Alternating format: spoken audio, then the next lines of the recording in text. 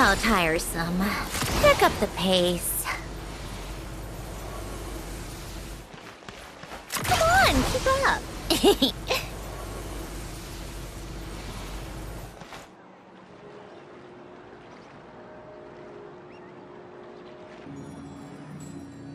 See?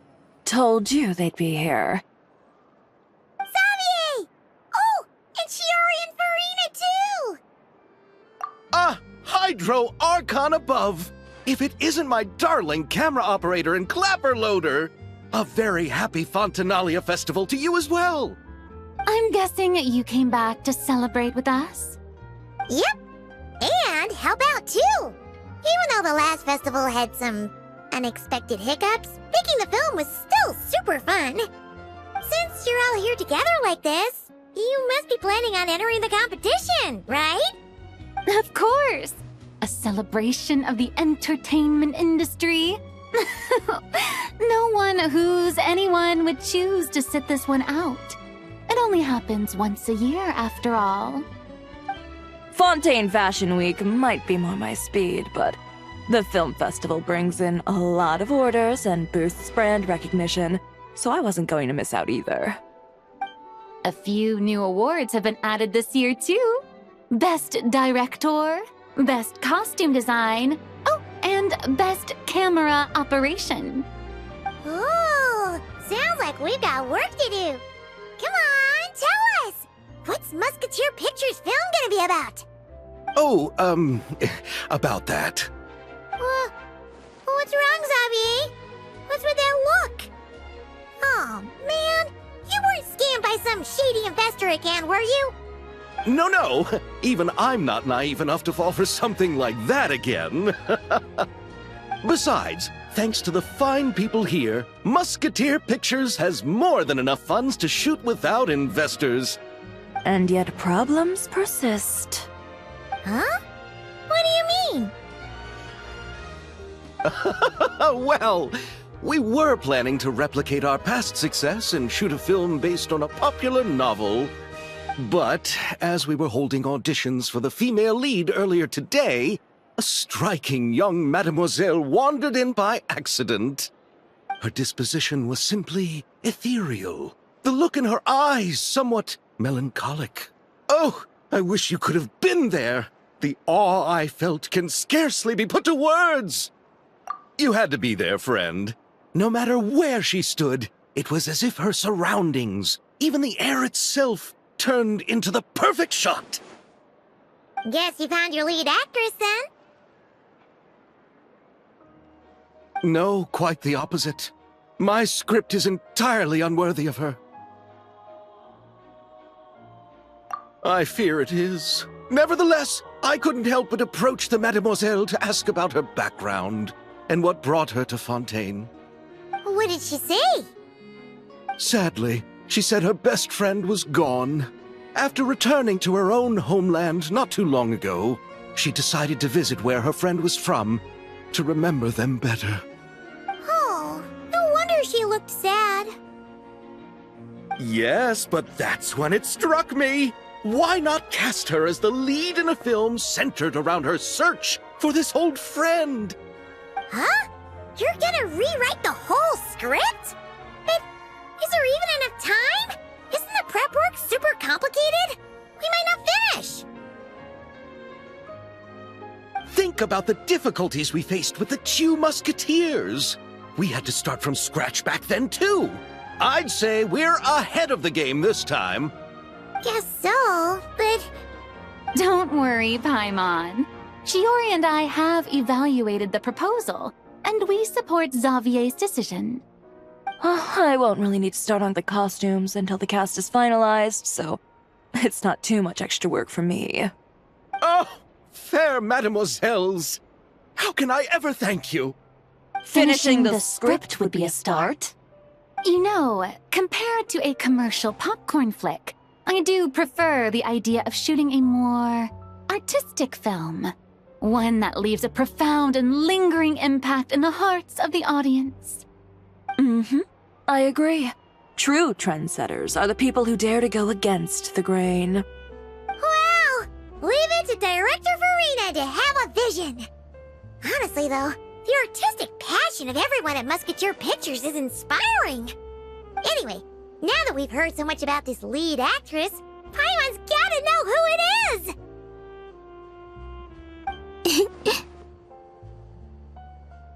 Ah!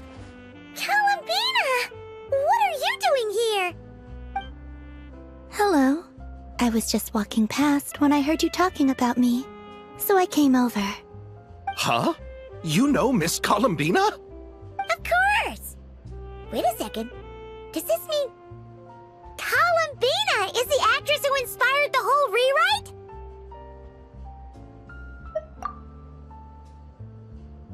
Yeah.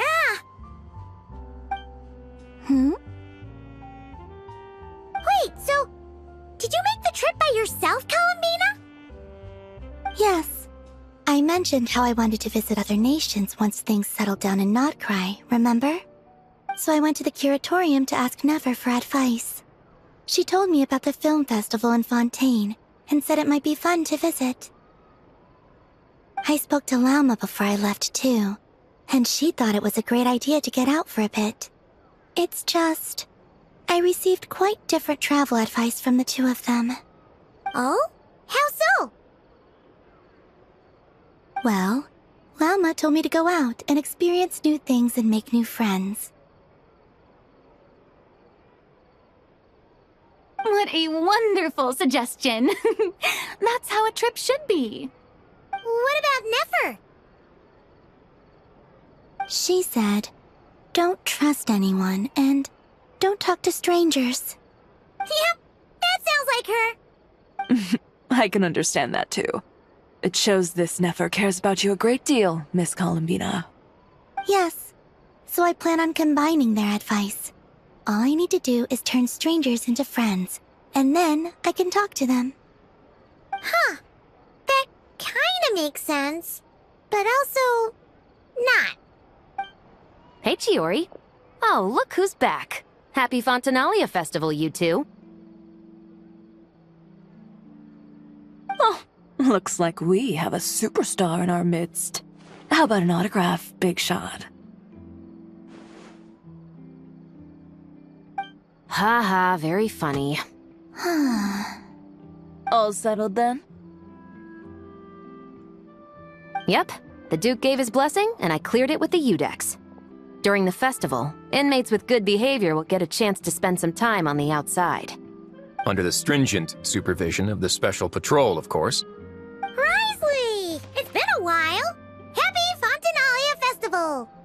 Does that mean Veronique and her brother will be at the festival? During a specific window of time, sure. Doesn't hurt to give the inmates something to look forward to. A little sun'll do them some good, I think. This is a friend from your travels, I'm guessing. Thought I heard something along those lines. Right! We should make some introductions, huh? Chevros, Risley, this is Columbina, a friend we met in Notcry. Welcome to Fontaine, Miss Columbina. I bet the weather's been quite an adjustment. Yeah.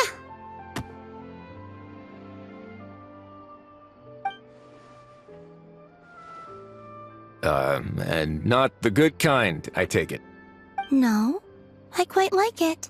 It's a lot warmer than Notcry. Then what was the punch for? Oh, should I not have done that? The flowers that bloom here are so vibrant, and the people are so kind. I just wanted to become friends as fast as possible. Ah, so that was meant as a gesture of friendship. Is that right, Miss Columbina? Mm-hmm. Isn't that what friends do? Right. Might have been a bit premature in this instance, though. Your friend here is quite the character.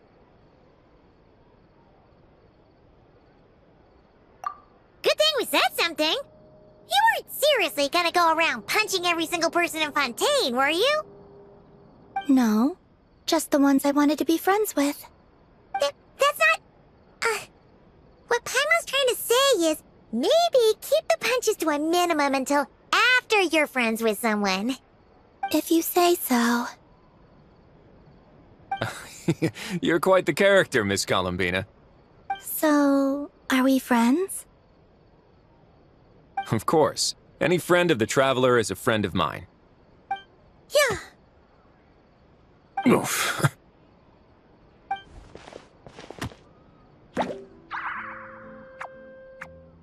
When it comes to friends, you sure know how to pick 'em. So Miss Columbina is the lead actress I've been hearing so much about. The whole thing about her aura is starting to make more sense. You gonna be part of the film this time too, Shivers? That was the plan. But now that Mr. Xavier has changed the direction, I don't think I'm in quite as many scenes. It's all for the best, though. A different crew asked me to help consult on some of their musket work. Oh, sounds like our trusty musketeer is as popular as ever. I'm just going where I'm needed. I'm more than willing to help with whatever this production needs as well. Ah, well, speaking of, would you happen to know if there are scenic locations around the court of Fontaine that other crews haven't booked? The festival's pretty popular this year, so there's not a lot left. You might just have to talk it over with the other productions and see if they'll let you squeeze in here and there. I see. Having trouble finding a filming location? Yes, we made a last-minute decision to go down a different route, so the indoor locations we reserved are no longer a good fit. And it looks like all of the best outdoor spots have been taken. You know, I might know a place.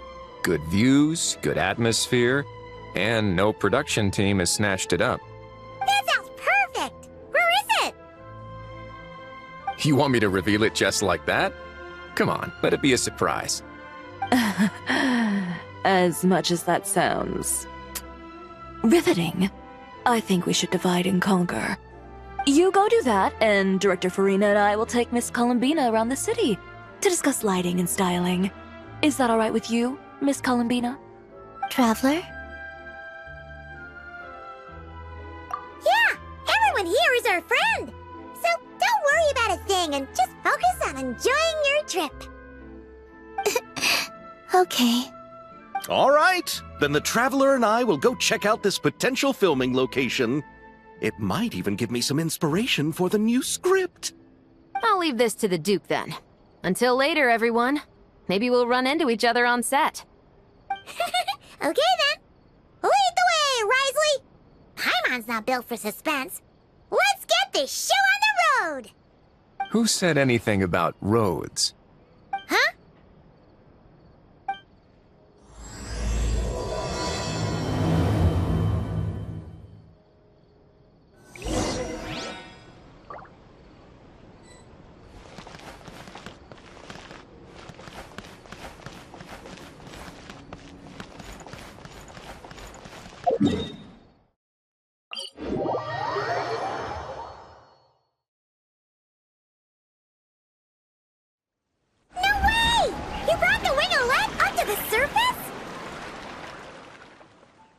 It'd make quite the grand backdrop for a film, don't you think? Paimon's more focused on the fact that this thing is supposed to be underwater, inside the fortress of Meropide. True. And keeping up with the maintenance on a vessel this big is a lot of work. It takes a crazy amount of manpower just to keep it up and running.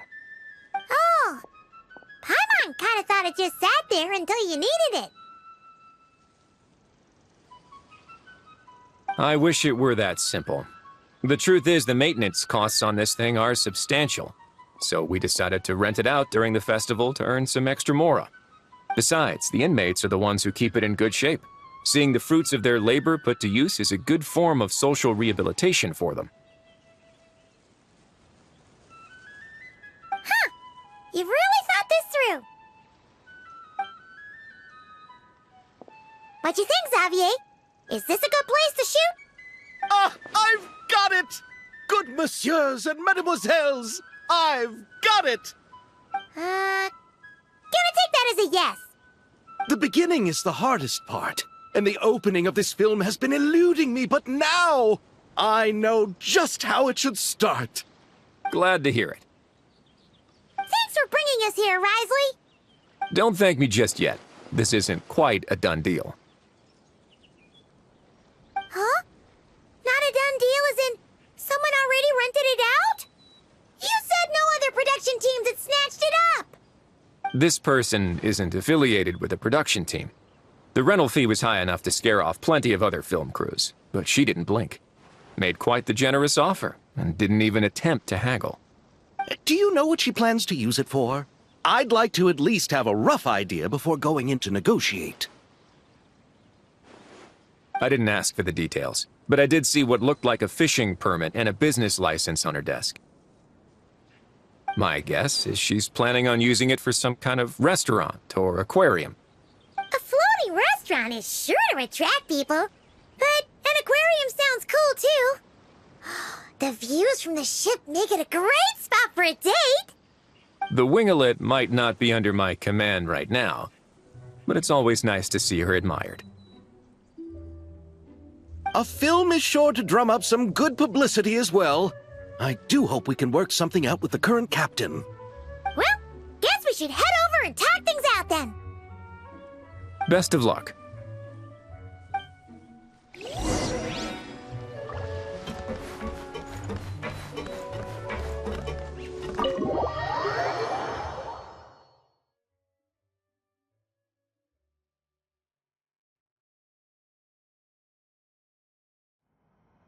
Wow! The winglet seems even bigger up close. The rooms are so spacious. Wonder who rented it out. Hello? Anyone there? Perhaps the captain had business to attend to elsewhere. But why rent such a massive boat just to have it sit here, without even leaving so much as a note? Let's try again. Anyone there? Hello? Seriously? Right now? What is it gonna take to get some decent sleep around here? Is a nap too much to ask for? Sorry, the aquarium's closed for the... Huh?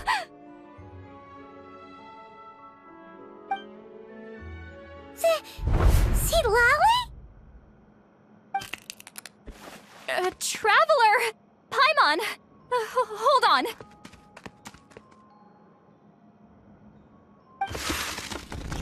This is just great! How am I gonna go out dressed like this? What happened to my regular clothes?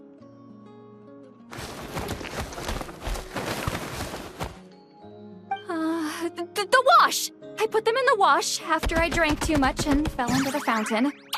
Oh, this can't be happening! Am I seriously gonna go out like this? Think we might have caught her at a bad time. Citlali! I don't want to hear it. Hear what? A single word about what I'm wearing. No comments, none.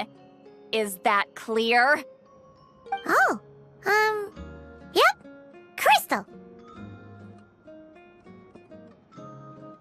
Huh? You think so? No, wait, I told you not to say anything! What was... Oh, his thoughts. I heard his thoughts. How could I forget about that? Oh, this is so embarrassing. I seemed a little too pleased to get that compliment, didn't I? Wait, the mind reading went both ways. Does that mean the traveler's hearing all this too? Oh, you clearly did! Huh? What did we do? Paimon's not following. Nothing. It's nothing. Let's just move on. Did you need something? You're not here alone, I see. Hello, I'm Xavier, a film director and producer from Fontaine. I meant to introduce myself sooner, I just didn't want to, interrupt. No wonder we ran into each other in Fontaine of all places. You must also be in town for the festival then. That's right! We're helping Xavier with his film. In fact, we were hoping to shoot some scenes on this boat. You're the one who rented it out, right, Citlali? Me? Rent a boat? I wish I had that kind of spare cash floating around. Not to mention the spare time. Don't get the wrong idea, though. I'm not here to sail off into the sunset and live out some cushy retirement life, okay? I'm not that old. Then why you dress like...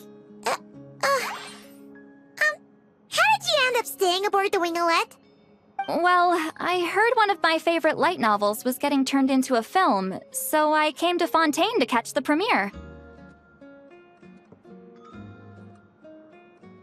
Originally, I booked a room near the Opera Epicles, but I'm quite particular about where I sleep these days. I think it's an age thing. And that bed? I just couldn't sleep in it. I tried to find a different hotel, but with the festival, everything was completely booked. Just as I was worried I'd have to sleep under a bridge or something, I happened to spot a help wanted sign on the side of the road. Oh, so you're here to take care of the boat? No, I was hired to man the front desk.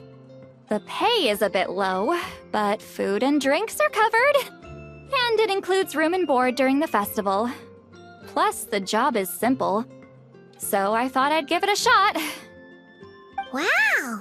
They actually thought you'd be a good fit, huh? What? You don't think I'm cut out for it? All I have to do is tell people the aquarium isn't open yet. Other than that, I'm free to do whatever I want. It's a pretty sweet gig. That's all? Yeah, I was also kinda shocked. But it's not a lie. Head downstairs and see for yourselves. There's nothing but empty tanks. Not a marine animal in sight. Did your boss mention anything about being open to film crews using this space? Our production was hoping to film on the deck for a few scenes. No. That never came up. You could just ask her. Oh, she's around? What kind of person is she? We should know what we're heading into. She's nice enough, I suppose. Pretty reasonable, too. Even offered for me to move to a bigger cabin if I was too cramped. Back at the Masters of the Nightwind, I'm used to being the one giving orders. But working under her doesn't feel like being bossed around. She seems to respect what I think. Wow, she sounds like a great boss. She did tell me she'd rather not be disturbed, though. She's been working on an important project, so I'd keep it brief. Got it. Thanks for the heads up. All right, the captain's quarters are this way. I can take... Wait. But I'm wearing... whatever. I doubt she'll care. Just follow me.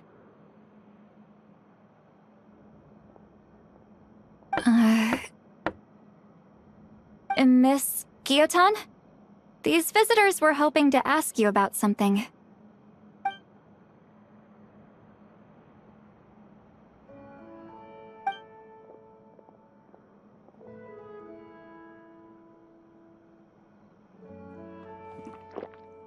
I thought I said to limit the interruptions.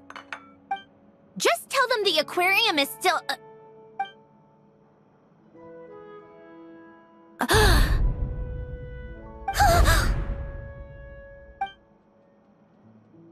Sandrone? You're here! Huh? You know each other? Are you okay, Sandrone? Do you still remember us? Everyone was so upset after what happened. We all missed you so much.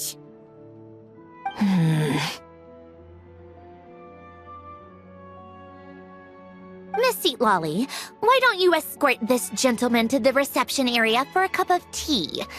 I have something to discuss with these two in private. Ah, I see. Right this way, Mr. Xavier.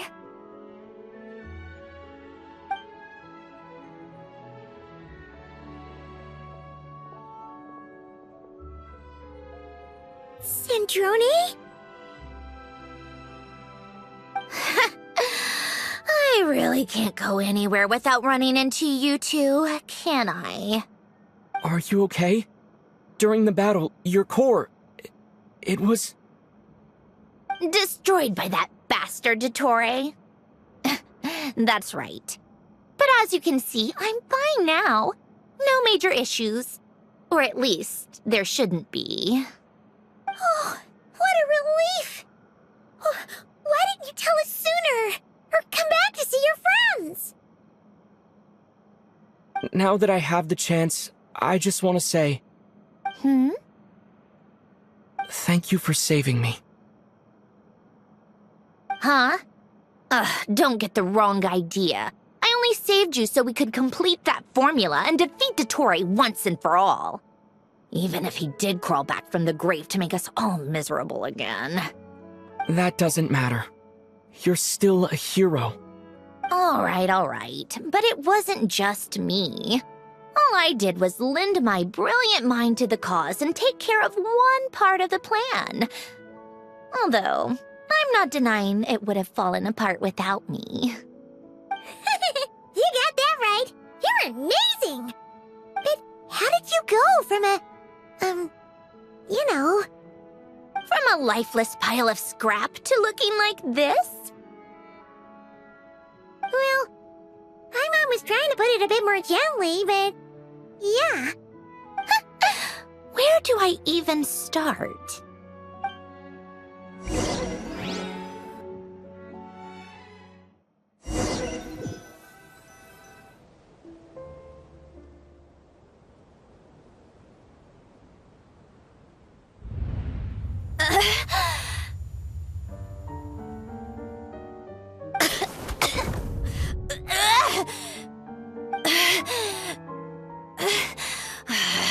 Curse it all!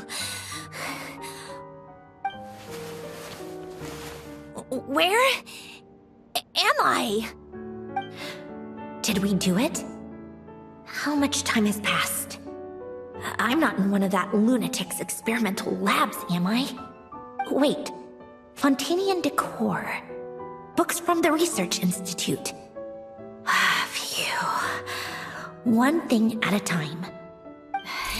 Initiate self-diagnostics. Assess the extent of the damage. Cut power to compromised, non-essential components. Then reconstruct available action modules.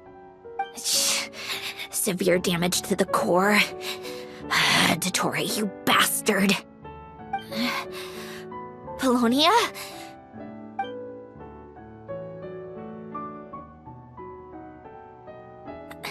Polonia, wake up! Activate!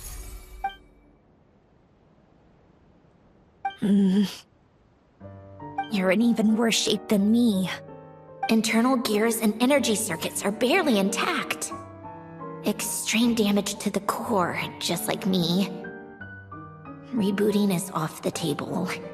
Even if I could repair the damage, I don't know if... You used up all your critical energy in those final moments, didn't you? To protect the core of that guy in the hat, and the numerological array. Wait, the array. Yes! The prototype is still here. But can I even run it in this state? Whatever. I have to try. I just need to confirm one thing. Activate the numerological array. Connect the computing core to my body.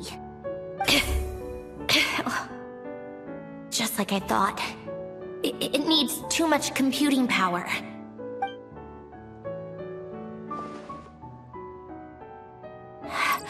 Cut off power supply to all functions except the thinking module. Please. I just need to ask one question. Initiate query regarding the 3 Moon Sisters. How many living moon goddesses are there in possession of the Trilunar Authority? 1. It worked. You did it, Columbina. You made it back. But how did I survive? The self-diagnostics showed damage severe enough to shut me down for good. What triggered the reboot? A built-in message? Only visible after a core reboot. The final gift. Alain! Were you the one who gave me the second chance? But why now? What activated it? What is that? A vision? Wait, no. It's a stellar linchpin?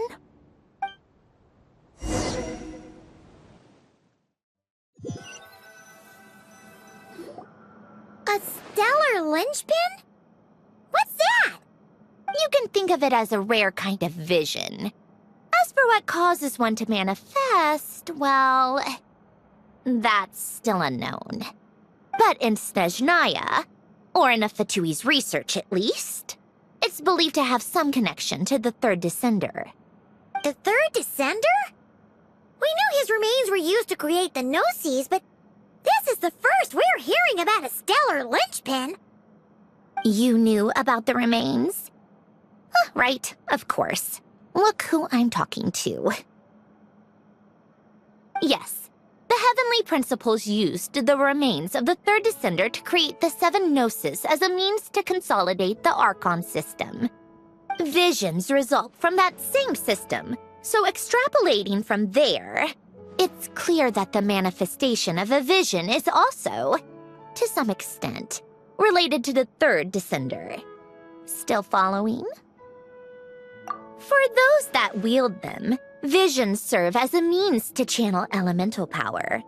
The same is true of stellar linchpins. The difference is that, when wielding elemental energy, stellar linchpin users often exhibit a unique kind of power that seems to come from beyond to that. It's believed that, when a stellar linchpin manifests, impurities from the remains of the third descender get fixed in place. Hence, the name. That's also believed to be the source of the strange power I just mentioned.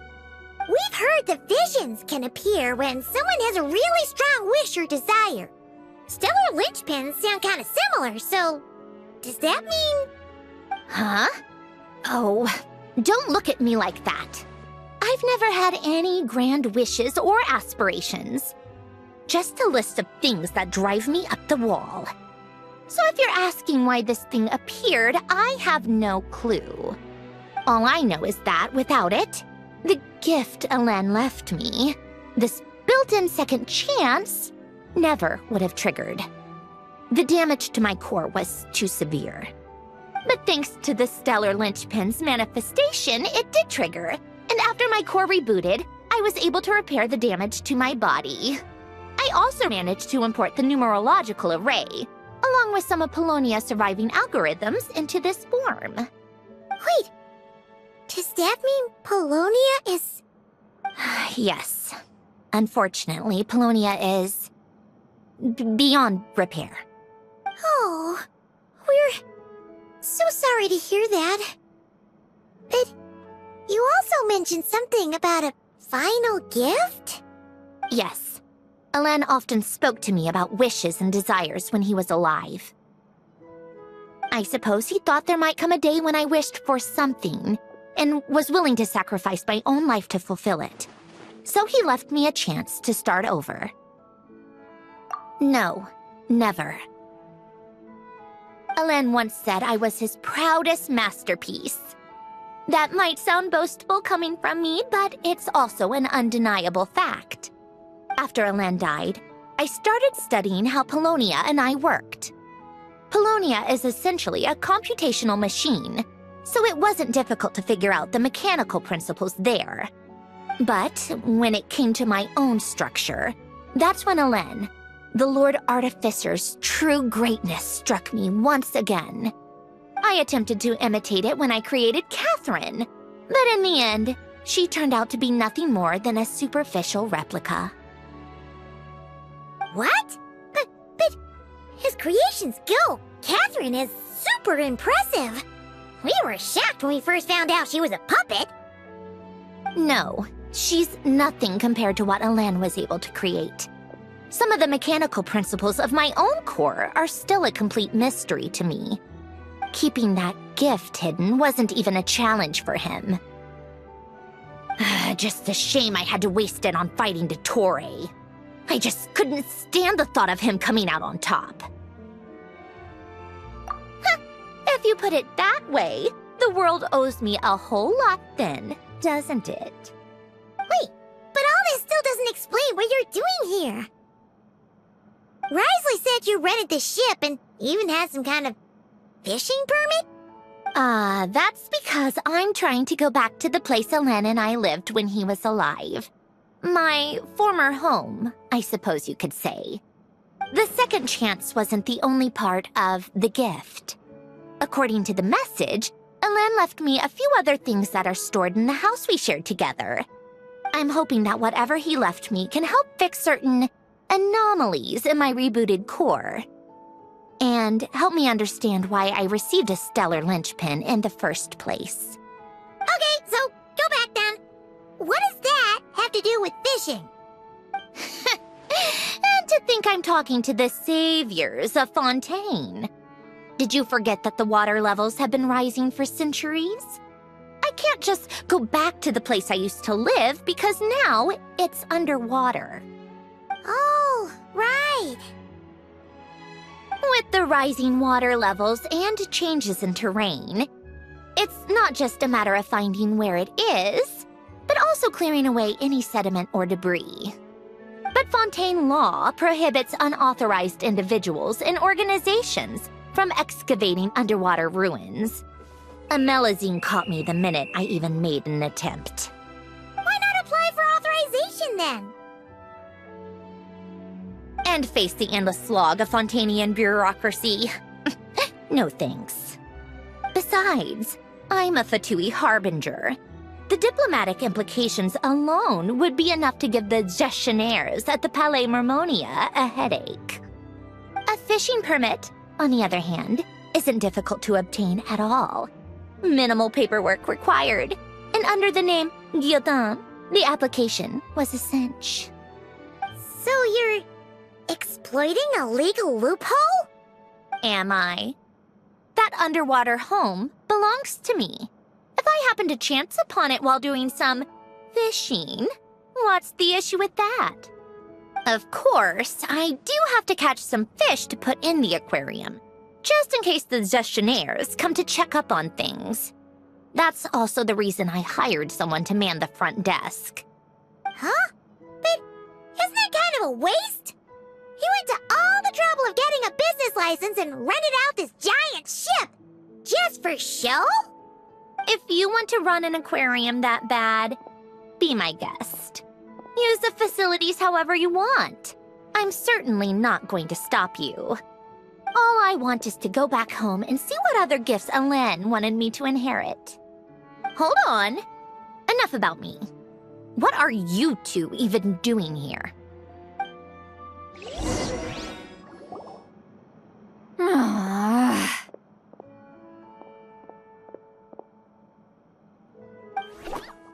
Seriously? They've been in there forever. The reaction when they saw each other was strange, to say the least. You're lucky I was nice enough to leave the room and give them some space. Back in the Masters of the Nightwind, I'm the one who gets to kick people out. I just want to know what they're talking about. Should I cast a little eavesdropping spell? Oh, no, what am I thinking? I'm Granny Eastly, the great shaman of the Masters of the Nightwind. I can't do something like that. This is just ridiculous. Making me wait out here for so long? Where's their respect for their elders?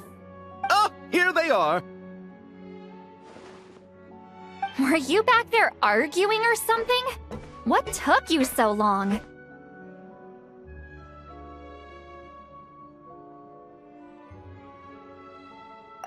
The two of you are already acquainted with Miss Guillotin, then? Oh, yep.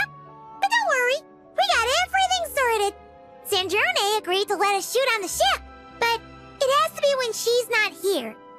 When she's not here? That's right.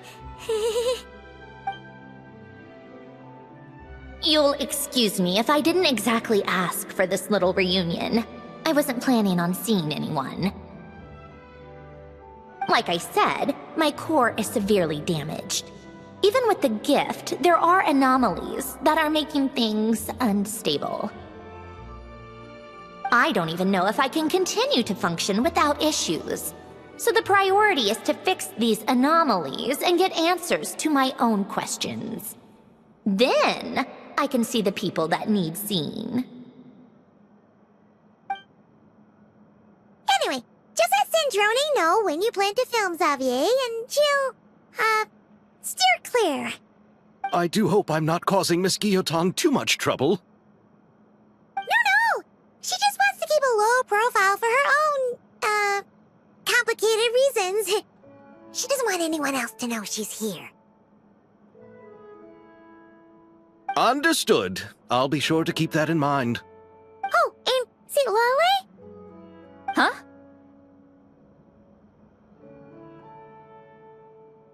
You mean Miss Guillotin? What does she want? Oh, please don't let it be about the pajamas. What? The 7th of the Fatui Harbingers? Why are you telling me all this? I asked the Traveler about you, and I've decided it's best to be open in this instance. I can understand if you would rather not work for a Harbinger. Regardless, the room on the ship is yours to keep. You're an acquaintance of the Traveler, and I plan to honor that. Wait, she's actually nice? It's not a problem. The captain also worked for the Fatui, and he helped Natlan a great deal. We know that there are good people among your ranks. Besides, I've been around long enough to know what it means to earn one's keep. This isn't Natlan, and I don't expect special treatment. Besides, sitting at a desk isn't exactly back-breaking work. I appreciate that perspective, great shaman. Citlali. Just call me Citlali. That title makes me sound so...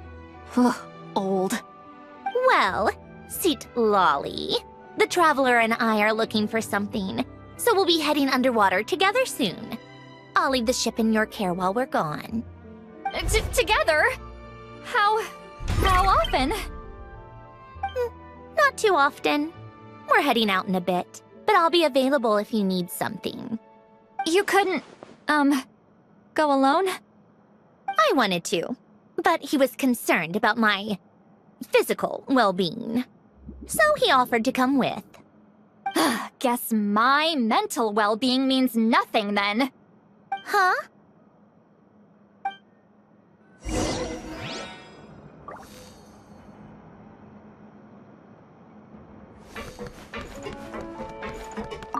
Miss Guillotin is so generous.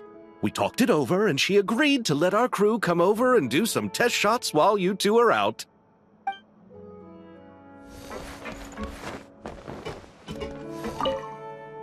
Just be quick about the whole thing, okay?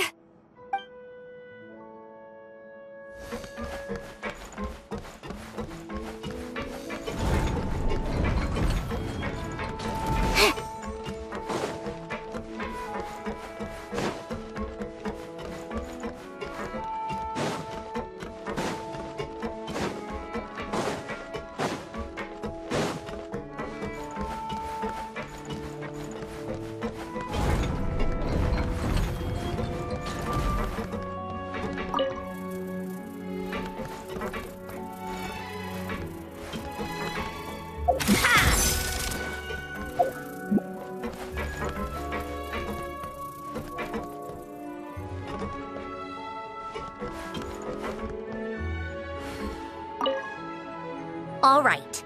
Our first stop is the barrel region. After After Alain left the Fontaine Research Institute, he lived in seclusion somewhere around there.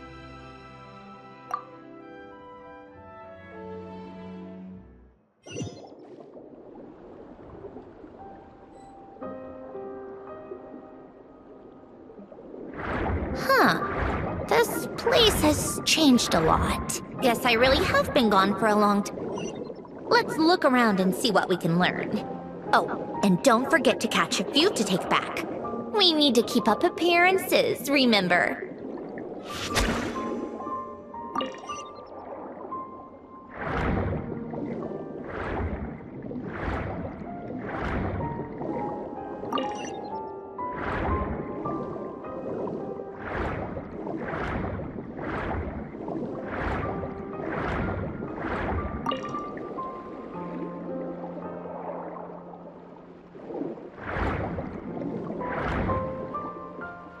Poisson isn't too far from here, right?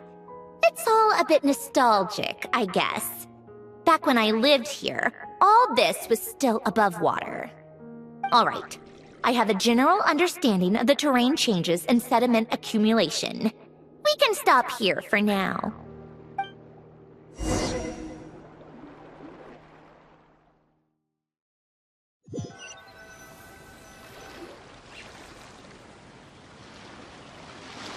That went smoother than expected. I appreciate the help. No problem. You doing okay though, Sandrone? Seeing your home look nothing like you remember, that can't be easy. I'm fine. Times change. People change. That's the one thing you can actually count on. I made peace with that a long time ago. You should head back and put them in the aquarium tanks. We finished ahead of schedule, so your crew is probably still on the ship. I'll follow in a bit. Right. Xavier said he was gonna test out a couple of shots. I'm sure. I want to take another look around on my own. Okay then. Want us to let you know when the filming is done? No need. Columbina relies on Kuvaki to perceive her surroundings. In Nodcry, her senses are heightened because Kuvaki is everywhere. But here, as long as she doesn't activate her abilities, her range of perception should be equivalent to an average person's line of sight. I figured that out back in Snezhnaya. That's oddly specific. I have hiding from her down to a science. So, what? Things might be a bit different now that she's merged with the Moon Sisters, but I doubt there's been a drastic change. The point is, you two can head back. Don't worry about me. Okay, if you say so. Come find us on the ship if you need anything.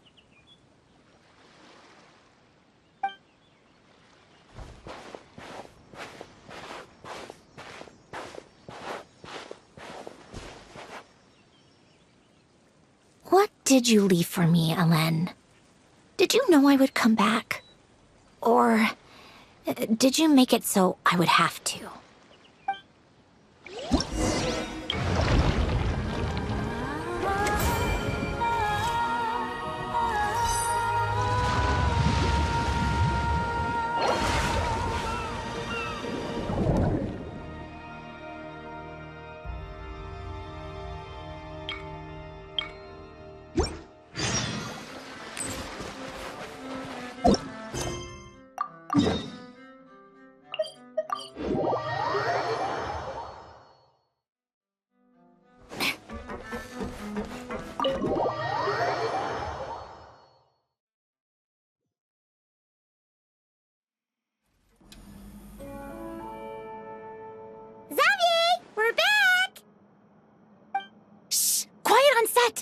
They're filming over there.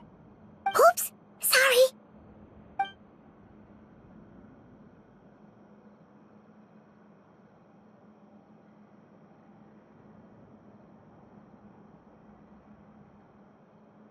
What's your take, Detective? Bullet wound to the chest. Gunpowder residue on the clothes. The victim must have been shot at close range. You think it was someone they knew? Yes. It's possible the suspect arranged for them to meet at this very spot. A reasonable deduction. But you're overlooking a crucial clue. What? The victim's pocket watch is missing. And cut! I think we got it! Good work, everyone! Phew, finally. Acting was nerve-wracking for me when I first tried it too. Just loosen up, and you'll get used to it in no time. Severus! Charlotte!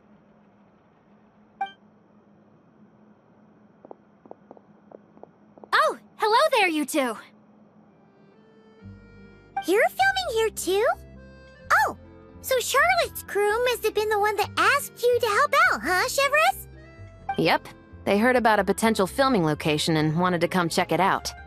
But when we got here, your crew had already beaten us to it. Luckily, Xavier and our director, Lapine Pauline, go way back.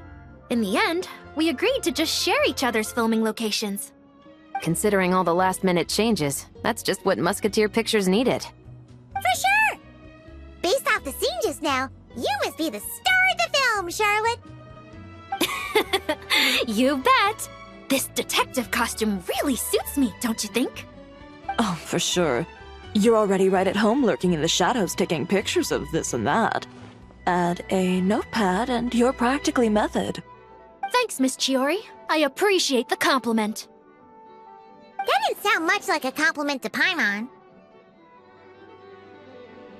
So this is a film set? It looks like a very happy place. This must all be quite new to you, Miss Columbina. Yes. I watched a few films with a friend once, but she thought there was no point if I wouldn't open my eyes. So she stopped inviting me.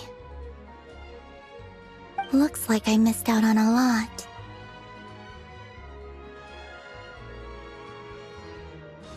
True, but being an actor seems like a tough job.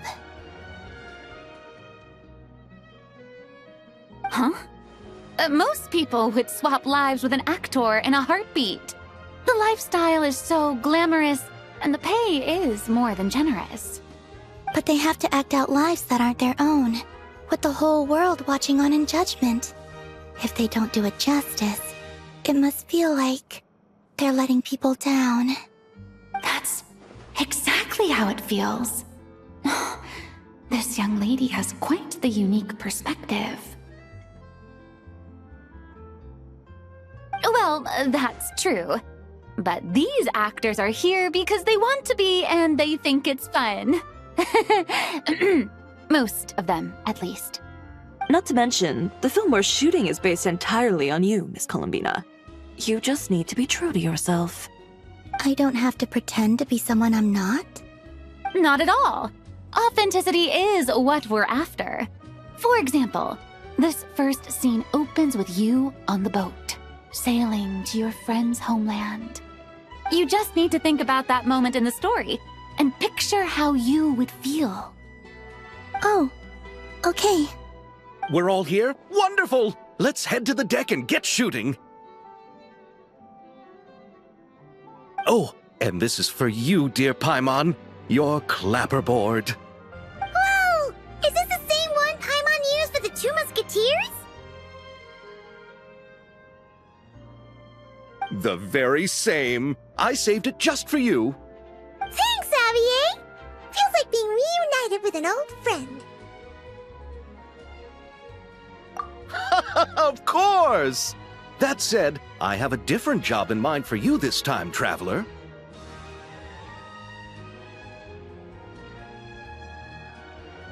Our film is focusing on a single protagonist, so conveying the subtle changes in her state of mind is of the utmost importance. In addition to the actor's own performance, another way we can convey that is through lighting. Huh? But there's already a lighting specialist, isn't there? Yes, but it's clear the Traveler and Miss Columbina share a deep bond. You might have a better chance of understanding her frame of mind in certain scenes. Oh, that makes sense. So, what do you say? Willing to take on the role of lighting specialist?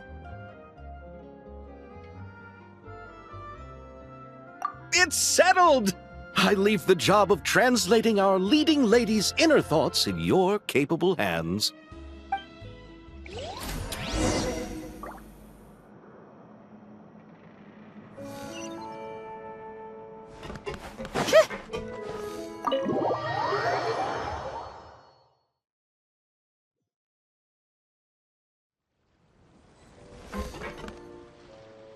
All right, without any further ado, it's time for production on our film, A Homecoming, to officially begin!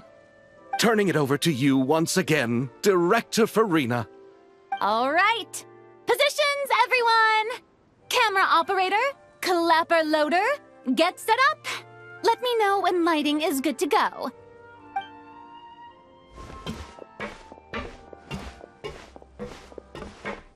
All you need to worry about, Miss Columbina, is hitting your mark. Other than that, just focus on immersing yourself in the emotions of the moment. Okay. Good. Lighting, are we ready?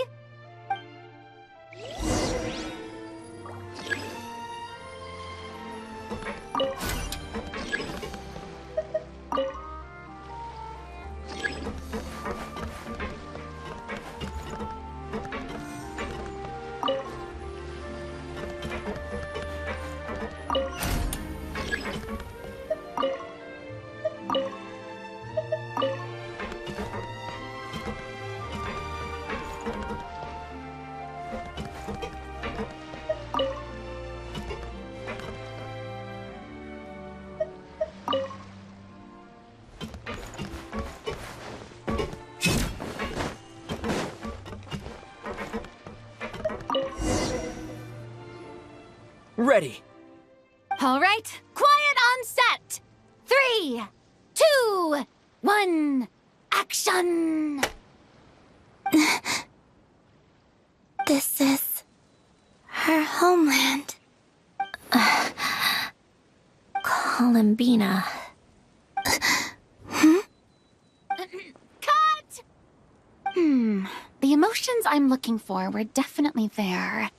Let's just try to keep it a bit more natural. Oh, but definitely keep that gesture at the end. I loved how real it felt. You looked genuinely moved. All right, if you're ready, let's go for another take. Miss Columbina? That presence. It kind of felt like... Sandrone?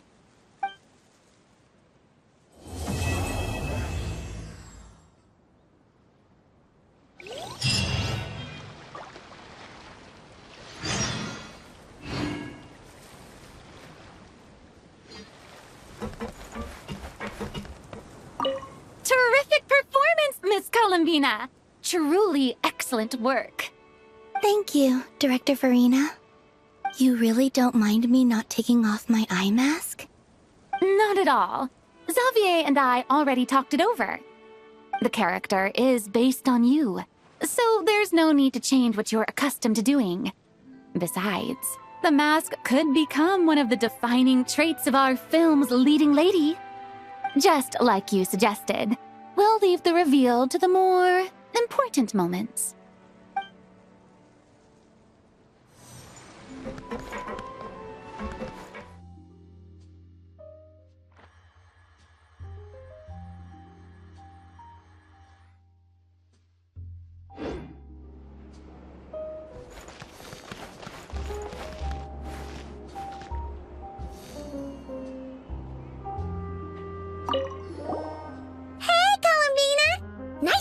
Back there. Did you have fun? Yes, it was a very novel experience. The feeling of working together to accomplish something was also quite enjoyable. Glad to hear it. Paimon wanted to ask, though, how much does Xavier know about the whole moon goddess situation? Oh, I didn't tell him that part. Nefer and Lauma rarely agree on anything, but they both advised against revealing that to people. So, I didn't share anything about that with Xavier. Never did mention that Miss Farina was once the Hydro Archon, though. Once we're done shooting, I'd like to find some time to chat with her. It seems like we might have a lot in common.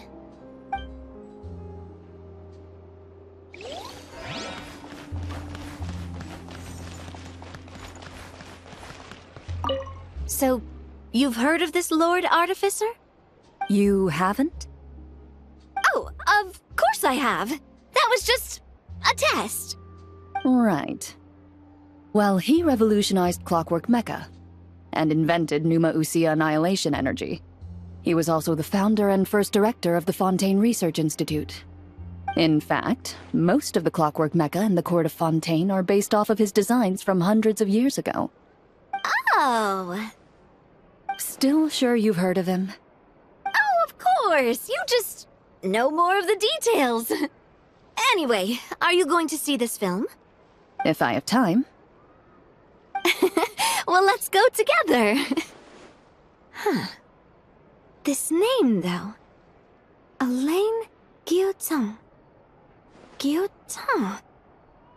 I feel like I've seen it somewhere recently.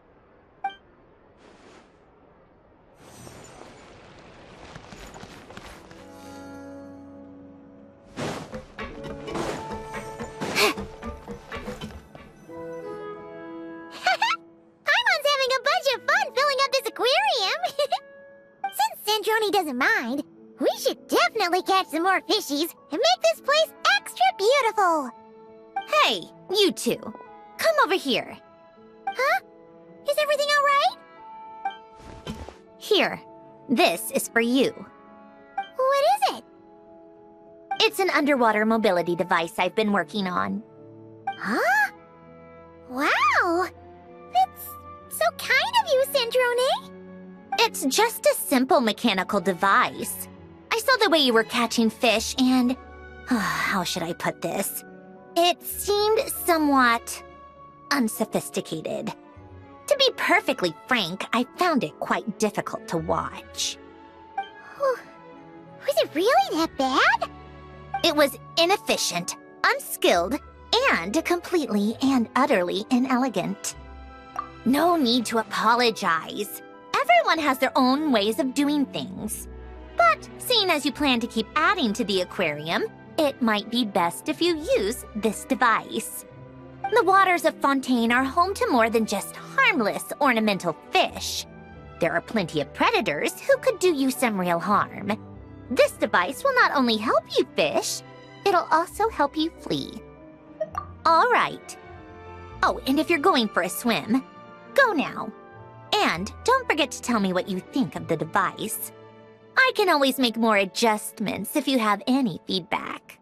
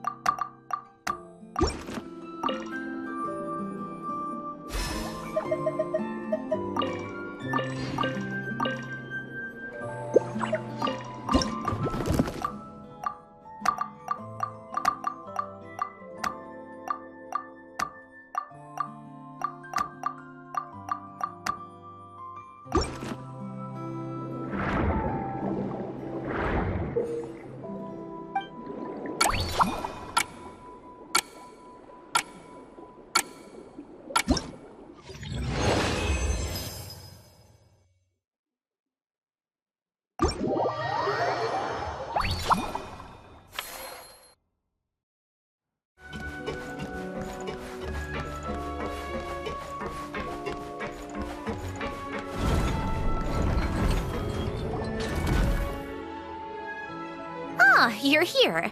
We should get going then. Xavier and the others should be filming soon. How's it going? Have you managed to figure out the location of your home yet? I've narrowed down a few potential locations. We just need to take a sample from each one.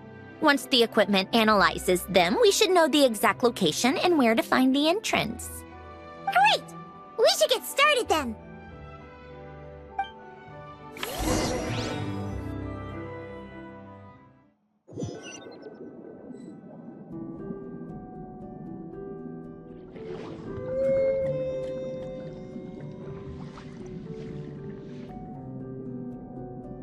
All right, let's get a move on. That should do it. Let's head back. The filming should be just about done. We made good time. We might even know the location by the end of the day. You sound pretty happy about that. Do I? I suppose I've just had enough of these anomalies I've been dealing with. The sooner I can fix them, the better. Anyway, enough chit-chat. We have work to do. Oh, but let's head in through the side door. I don't want to run into the crew on the deck.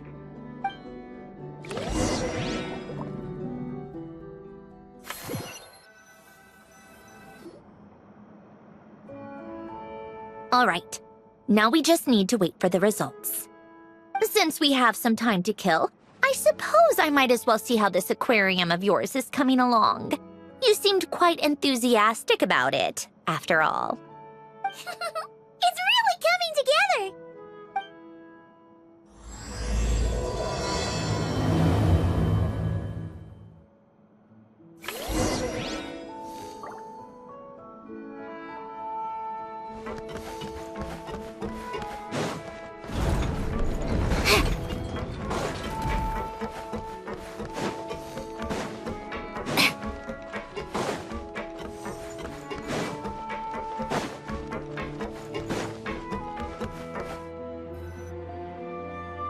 Oh, kind of impressive, actually.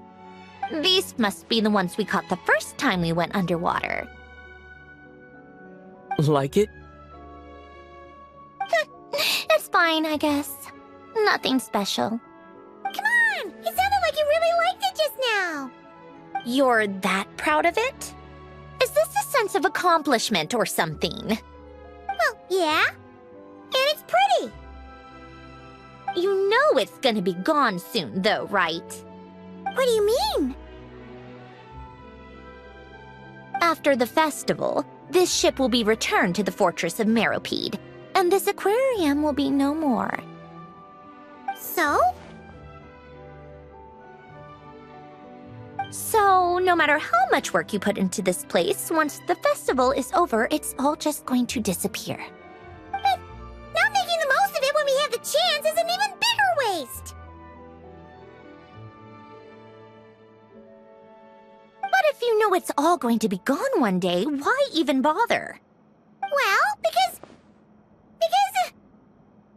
Because you still get to keep the things you gain along the way. And those are things that can never be replaced. Doesn't that make losing them even harder? Well, if you put it like that... But the happy memories we make along the way last forever! You just have to take a more... glass-half-full perspective. Not to mention, everything we do here is gonna be on film, so it'll still live on in some shape or form. And when you look back on it, only happy memories will come to mind? Exactly! So it's about finding joy in the process itself. Traveler! You're back already? What's wrong with that? You say that like it's terrible news or something. How did you get here? I didn't see you on the deck.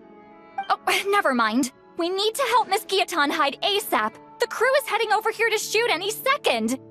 What? They should be done by now. There was a mishap earlier that cost them some time. I was waiting on deck so I could warn you the minute you showed up. Anyway, you should head back to the captain's cabin right away. They're gonna be here any minute now. Ugh, finally! That's a wrap for the scenes on the deck. Wouldn't have taken half as long if the wind hadn't snapped our equipment in two. Uh-oh! Too late! Change of plans then. You'll just have to hide. Hide? And where exactly am I supposed to do that? Oh, there's a box over there! You can get in that! Huh? You expect me to... Do I need my makeup done for the next scene too? For the love of... Let me see. Maybe just a quick touch-up. Huh? Traveler and Paimon? What are you doing here? I thought you took the day off to take care of something. Huh? Oh, well, it didn't take as long as we were expecting, so we came back early. What about you guys? You're still not done shooting for the day? No, we ran into an issue that, set us back. It meant Miss Charlotte's crew wasn't able to wrap either. We both still have scenes to shoot in this aquarium. Oh, that's not ideal. For several reasons. Let us help then. The sooner we wrap, the sooner everyone can get some rest. All right. Thanks, you two. Miss Charlotte's crew can go first then. If I'm not mistaken, you still have a night shoot later. Thanks, Director Farina! Of course. Fellow artists should help each other out where we can. Agreed. Well then, camera, lights, get set up. Actors, give your lines a quick once-over. Let's try to get this in one take.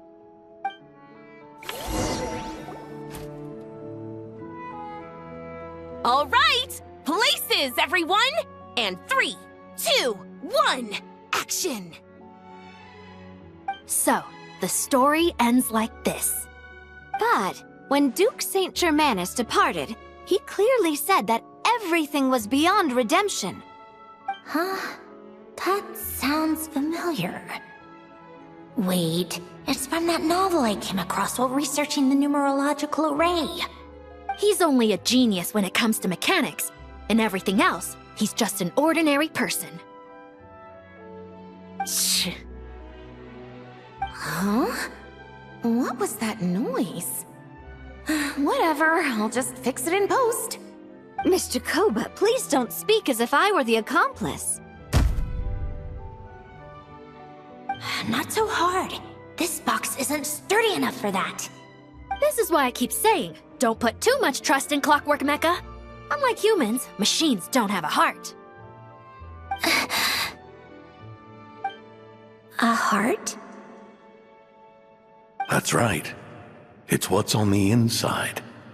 It's also referred to as someone's soul, or likened to free will. You can think of it as a person's core, what makes them unique. In general, though, people don't believe machines are capable of having a soul. You said my emotion module was faultless. It is, but that's not quite the same thing. Do you think I have one then? A heart? I don't think so. I know so.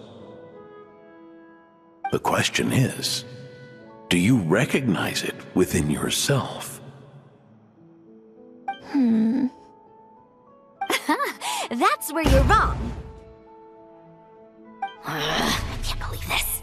Forcing me to hide in a box and listen to this drivel. Me. In the end, clocks tick through tranquil years. Fish swim in crystalline springs. No matter how grand a dream is, it will fade away like this. Forlorn, wordless, silent. And cut. Whew, that was a long one. What did you think? If she makes them do another take, I'm going to flip a lid. And not just the one to this box. Well, there were some weird audio things going on. But acting-wise, it was great! It's a keeper! Perfect! That means I can get out of this box. It's our turn.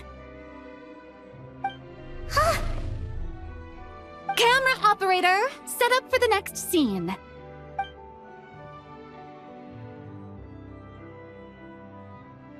In this one, our protagonist peruses an aquarium in a foreign land and gets swept up in memories of her friend.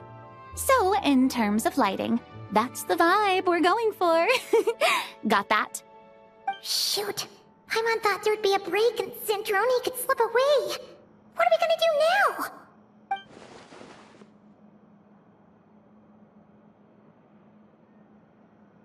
Break a leg! Yep, we're headed off to shoot our next scene.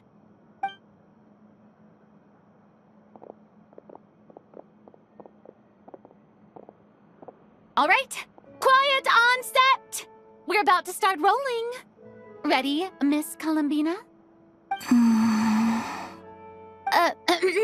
Miss Columbina? I think she would like this. Quick, we should roll on this. It doesn't forage with the others, or prey upon its smaller kin. Instead, it remains where it is, cradled in the coral's quiet beauty, as though the raging cyclones above are of no consequence. And yet, she still stood before the cyclone in the end. So I think that story has it wrong. She is no different than us. She has a heart. Columbina. Hmm?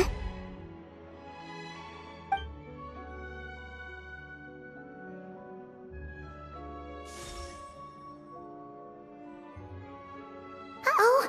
Is she onto us?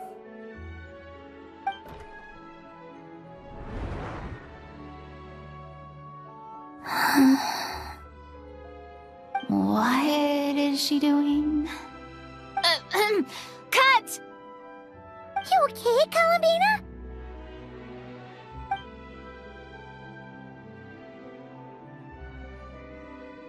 Hmm? Oh, yes. I just thought... Why don't we take a short break? It's been a long day of shooting so far. That last take was beautifully organic, though. We can use it as is. No need to go again. Thanks, Director Farina. But I'm fine to continue. You're sure? In that case, let's shoot some quick B-roll. Then we can move to our next outdoor scene.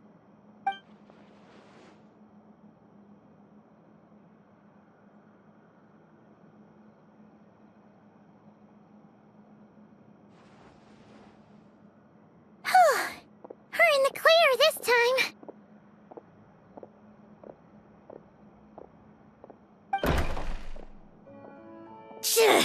Ugh! Absolutely suffocating. You okay, Sandrone? Right as rain. Come on, let's go check the test results. It's time for me to go home.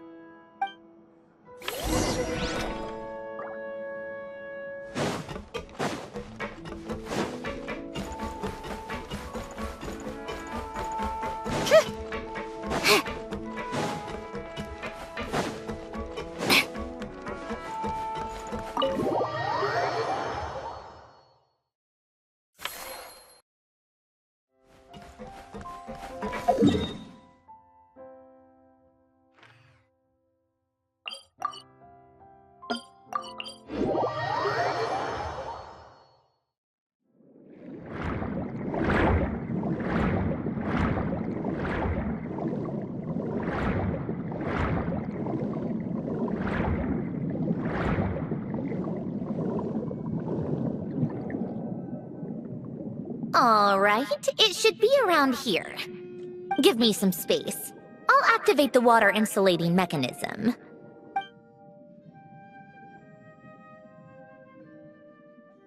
The what? Alain, much like Renee, had long predicted that the water levels in Fontaine would rise. Thanks to his expertise in mechanics, he was able to implement a few simple measures to protect our home from flooding. I told him there was no need, that I would just move when the water rose too high. But it would seem he knew a day like this would come.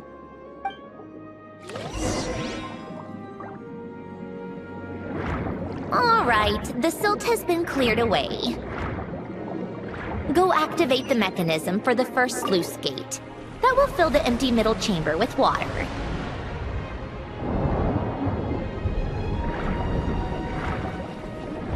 All right, now turn on the drainage mechanism in front of the second sluice gate, and this chamber will become empty once again.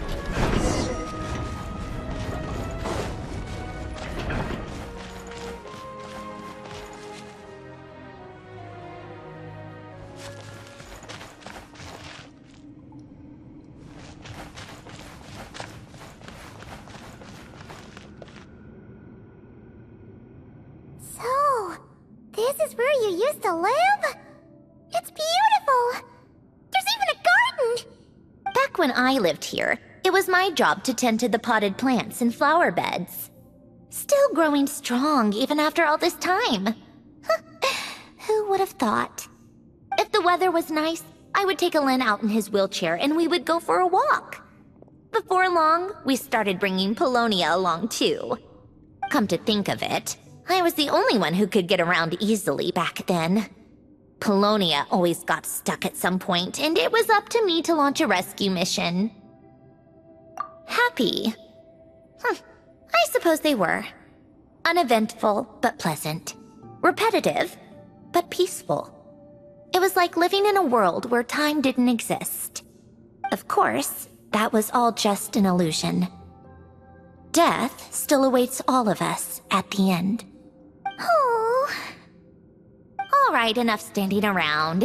Let's head inside.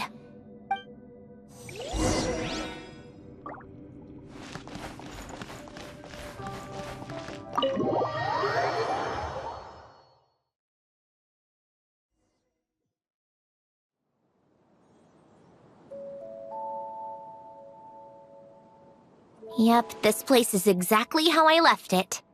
Nothing has changed.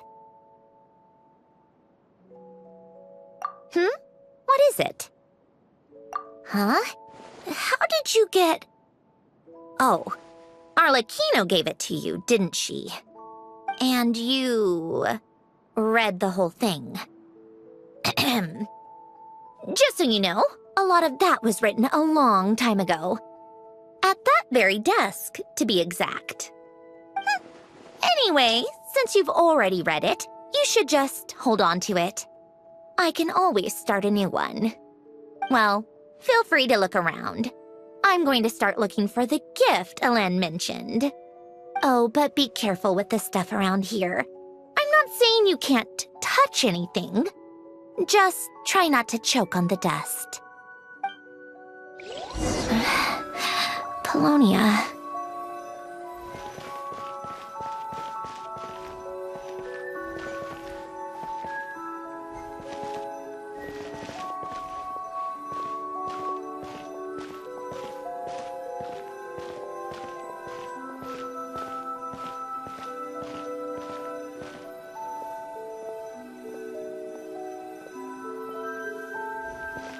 Coffee. Tea.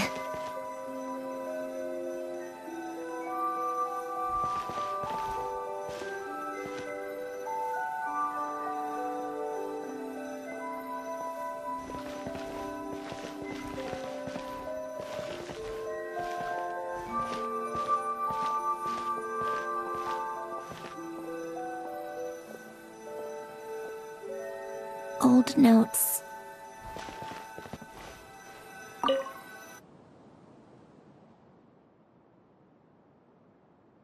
Oh, I played with these when I was little. During the first few months after I was created, I mean. At first, Alain and I would play together, but it didn't take long for me to become unbeatable. So, Polonia and I played together instead. Yeah, these don't look like Paimon's kind of games. Logic and math puzzles? Those happen to be my specialty. It's been so long. What do you say? Should we play a few rounds? Let's go with this one. The gears on the left are stacked from largest to smallest. The goal is to move them to the other side in the fewest number of moves. Just remember, you can't stack a bigger gear on top of a smaller one.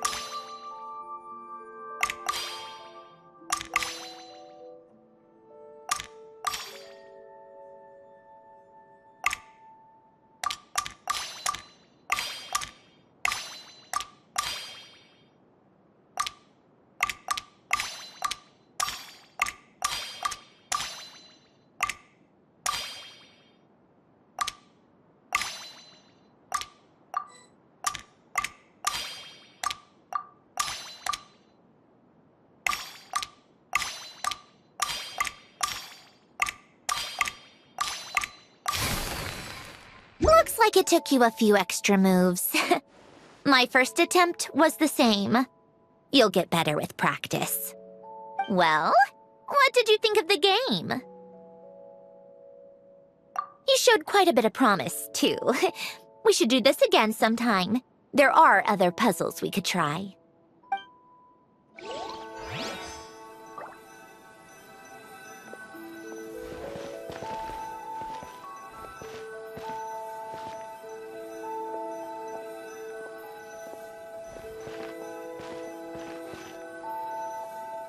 A warm hearth.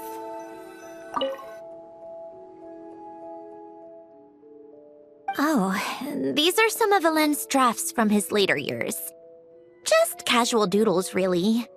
And these are just some unimportant letters. I couldn't be bothered to sort through them before I left.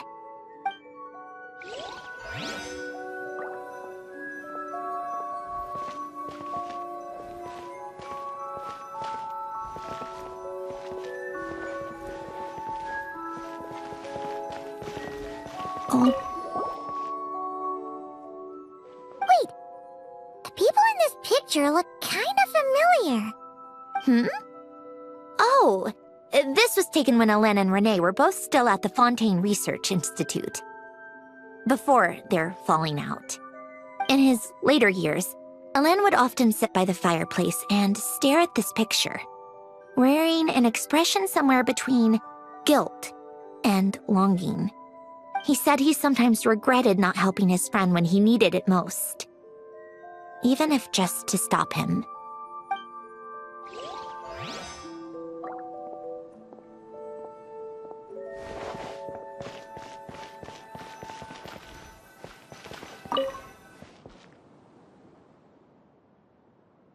This was Alain's workbench. Later on, of course, it became mine. It's where both Polonia and I were brought to life. Before Alain was bedbound, this is where he would teach me about mechanics. I would sit and listen, chiming in with questions here and there. Later on, when he got too sick, I took over and would work on Polonia here.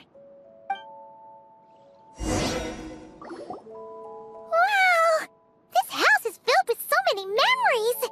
It's so cozy and charming.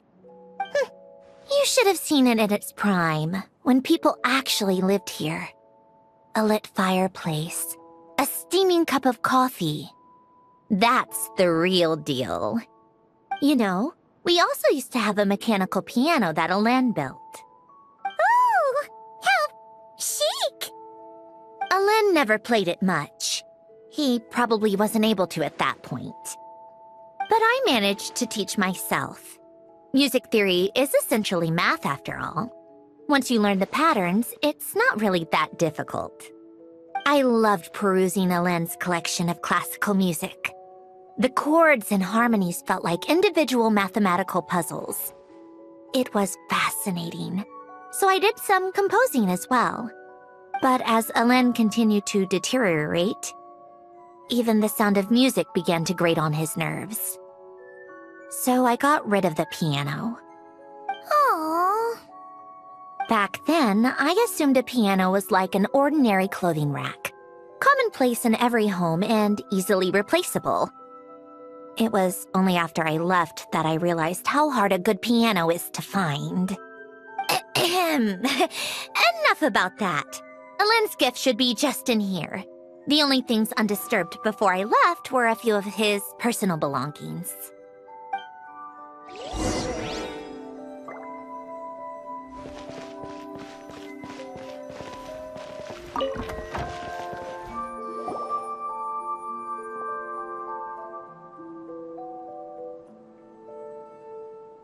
Wait, there's a hidden compartment at the back of this box. Looks like it's locked with some kind of gear mechanism.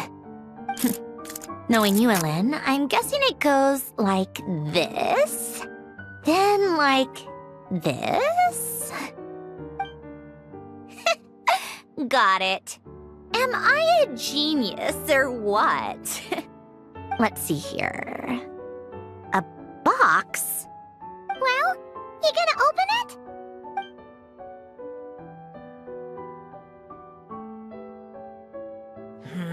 It's heavier than I was expecting. Just how much stuff is in here?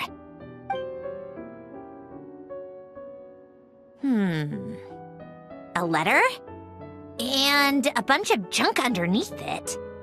None of it seems that important. Wait a second. This should be it.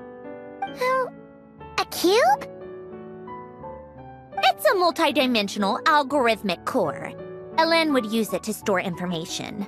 Only Polonia and I have access. All right, I'll start looking into the core and the letter. Feel free to go through the rest of the stuff and see if there's anything useful.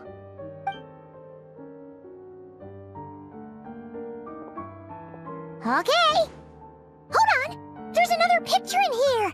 This one has writing on the back. A snapshot of you playing among the plants shortly after you were born.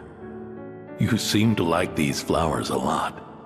May you grow and flourish just as they do. Huh?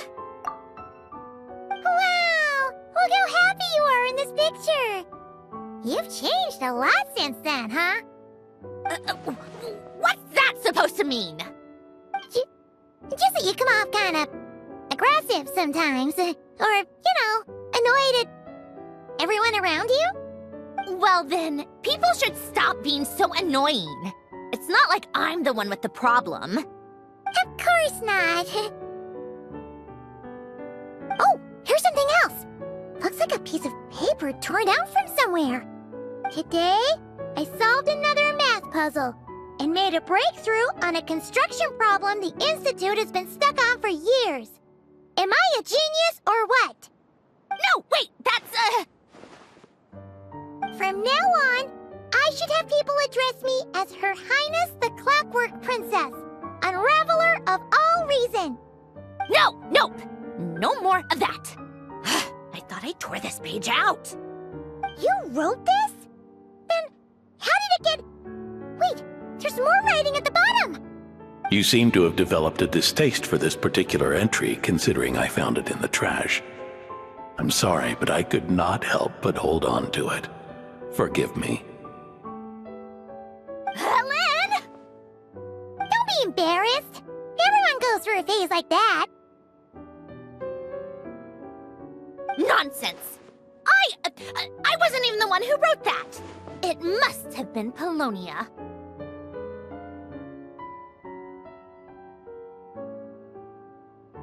That's enough! I told you it was Polonia. You know what? We're done with this. No more rifling around in the box. Just put it down and let me read the letter. To my little clockwork princess. Not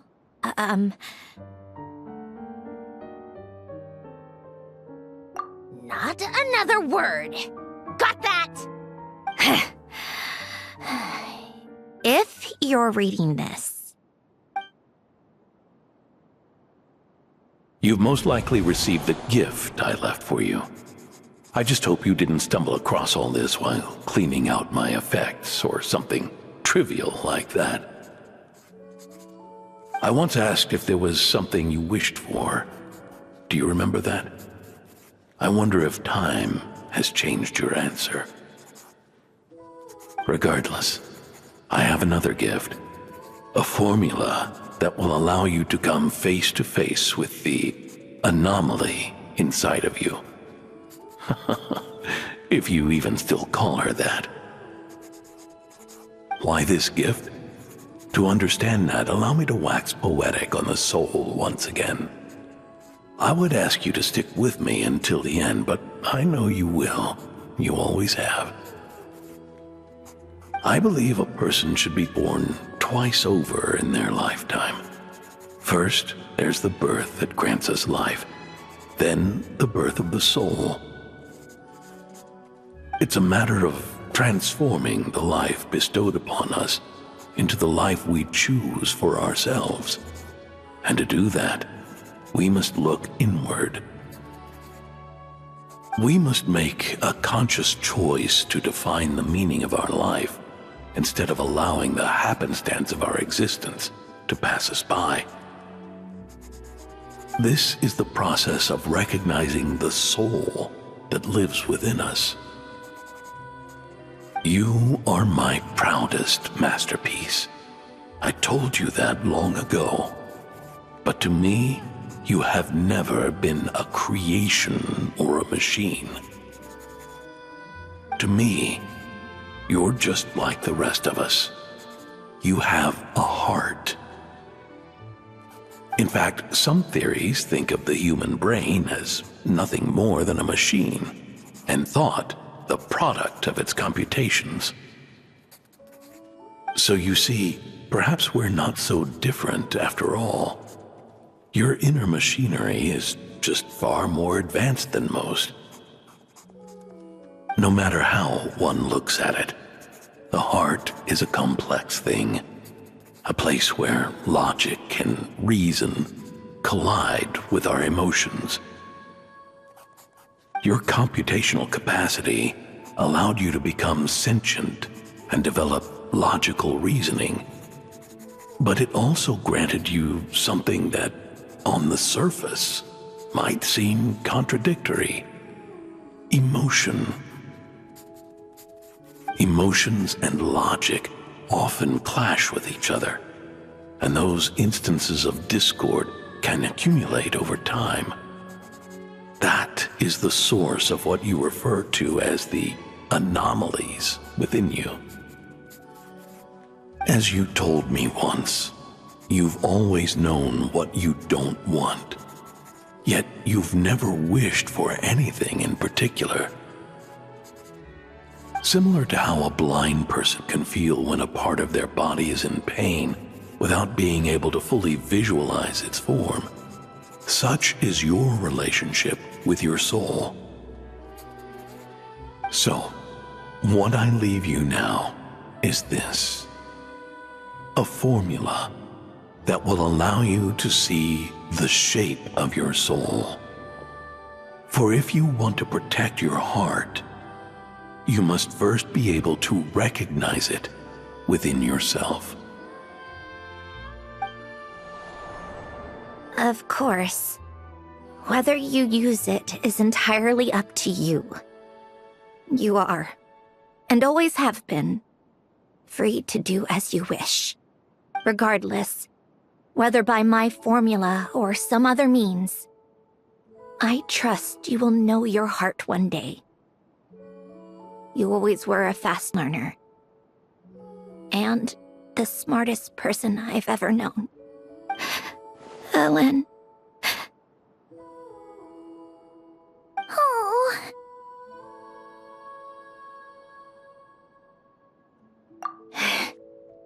I'm fine. I've already figured out how this formula works. Let's get out of here and then we can use it. You made up your mind already? You're gonna do it? Why wouldn't I? Resolving the anomalies within my core is the reason I came here in the first place. No, I can do this on my own. But, do you want to watch? What do you mean? I already know what anomaly I need to resolve. Like Alain said, she's an amalgamation of all the times my logic algorithms have clashed with my emotions. And by resolve, you mean that literally, or...? Yes. But if you, let us in like that, wouldn't that mean letting us see a bunch of your, inner thoughts and secrets? If what Alain said is true, then I'm about to be... born anew, or whatever. This is your chance to be lucky enough to witness it. Besides, you already read my whole diary. When it comes to keeping my innermost thoughts to myself, well, I think that ship has sailed. You're really sure about this? How many times do I have to say it? I finally let you in as, friends, and you want to question it. I'm not gonna offer a second time.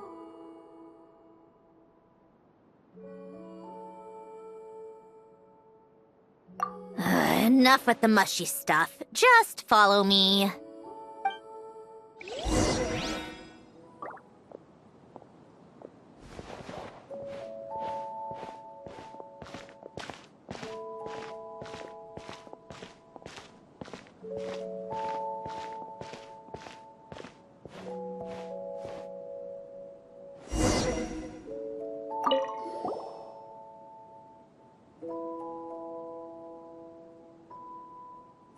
Right. With the numerological array, I can construct a simple formula that will allow you to experience what I see and hear in real time.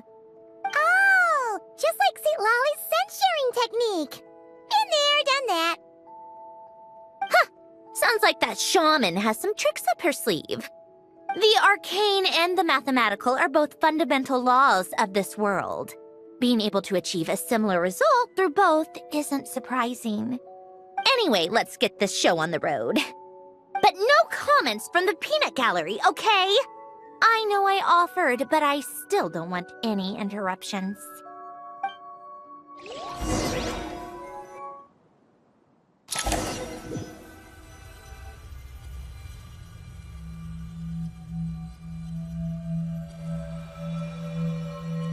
Is this my heart?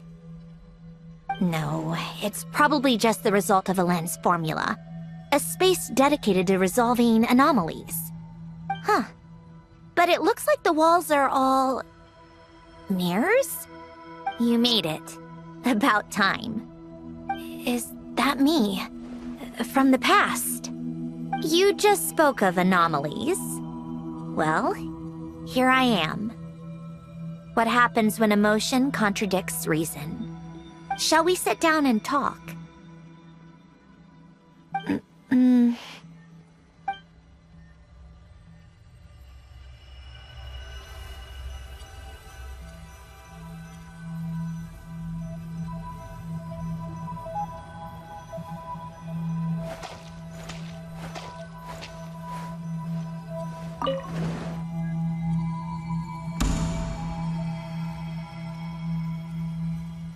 That should do it. Hello? My name is Alain Guillotin. Can you hear me? Brings back memories, doesn't it? The time we spent here. Here, I want you to have this. A notebook? You can use it to write things down. I don't need to write things down. I have unlimited memory. Even so, some things are more important than others, right? You can use it to write about the things that matter. So you wish me to carry out a basic priority sorting operation? I suppose you can think of it like that for now. But journaling is also an act of finding oneself.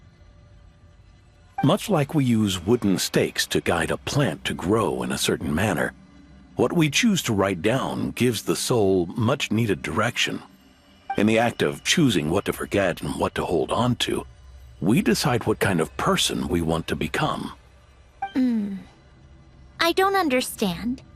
Like I said earlier, I don't need something like this. This is where we were born. Where our life began. Mornings of tending to the garden. Afternoons spent cleaning, reading, or studying. Evenings of cozying up by the fire, listening to Alain share stories about his past. Alain. What is it? What are you drinking? Oh, this? It's coffee. It, makes me more productive. I want to try it. Oh, okay. Here.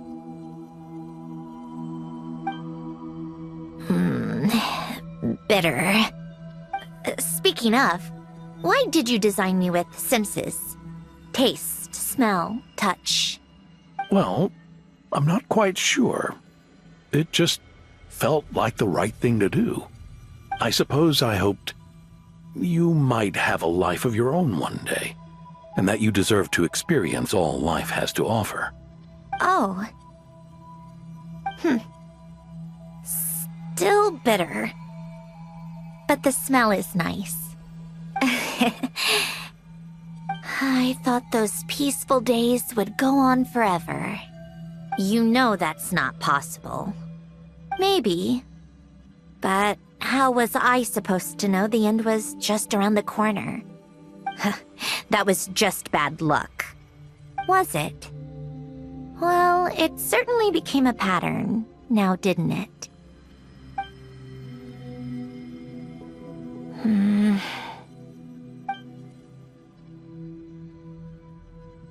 Over time, one of the habits we picked up from Alain was a love of coffee. We even took to hosting tea parties. A machine acting like a human. Kind of laughable, right? I suppose that's just what I'm used to. Yeah, that's just what we're used to. Hey, this place isn't half bad. Great spot for a party. More and more people seem to be showing up to my tea parties uninvited. Anyone care to explain? Can you blame me? I saw Columbina leading Capitano somewhere, and I had to see what that was about. I had simply asked Columbina where I might find Arlecchino. I have business to discuss with her, and Columbina suggested looking here. Tartaglia and I were unaware that this was a private gathering. Apologies for the intrusion. It won't be for long. Whatever. Just add it to the list of annoying things that have happened today. What's one more? Since you're here, you might as well stay for a cup of tea. See? Told you she wouldn't mind. Much obliged, Sandrone. Well, look who we have here.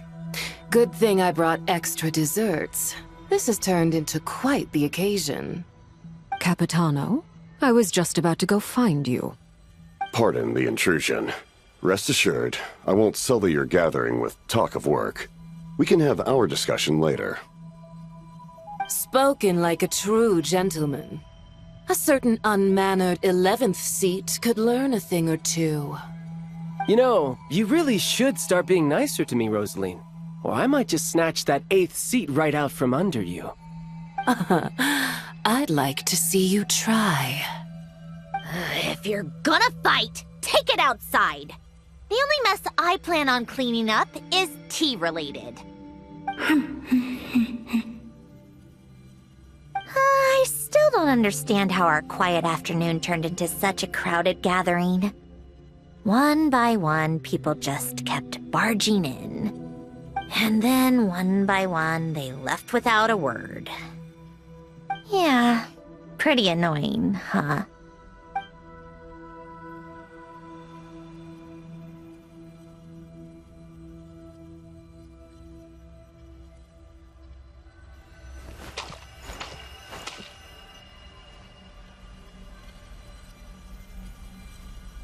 Of all my days with the Fatui, the times I spent with you, Arlecchino, and Rosaline, they were my favorite.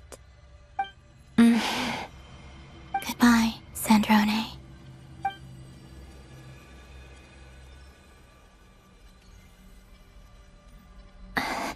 Don't go, Columbina. We should have just said that. Why didn't we? If we had, would the story have had a different ending? She couldn't stay. There was no future for her here. She would have just faded away. You're right. I suppose that's why you call me an anomaly. Every time you make a decision, there's a voice inside your heart. My voice, asking to contradict all logic and reason. Why didn't we make her stay? Is it worse to fight for something just to lose it? Or not to have fought at all? Don't you find it unfair?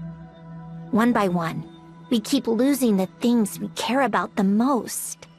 But in the end, whether I want to fight for something or cry over all we've lost, you just push it down and pretend not to hear.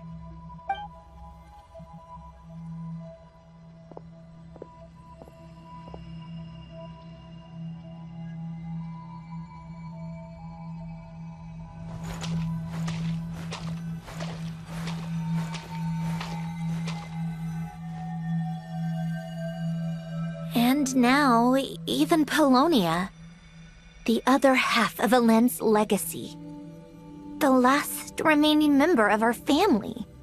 Even Polonia is no longer with us. I did everything I could, but it's just like Alain always said. Polonia was one of a kind. There was no replicating what he managed to create. Don't you feel like our connection to the past is fading bit by bit?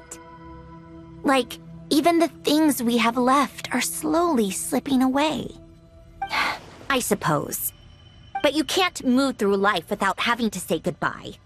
And even as we experience loss, there are always new things to be gained. Ever so logical. What's your take, then? It feels like the more I care about something, the faster the world takes it away. It sounds so stupid, but I can't help it. That's the hand life has dealt me time and time again. Why even fight for something that's just going to be lost in the end?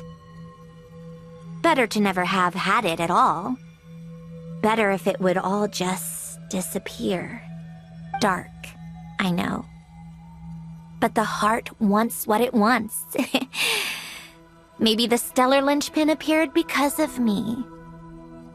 Because of what I wish for. I don't think so. Yeah, probably not. What an anomaly wants goes against all logic and reason after all. Well, go ahead and do what you came for. You're here to resolve the anomaly, aren't you?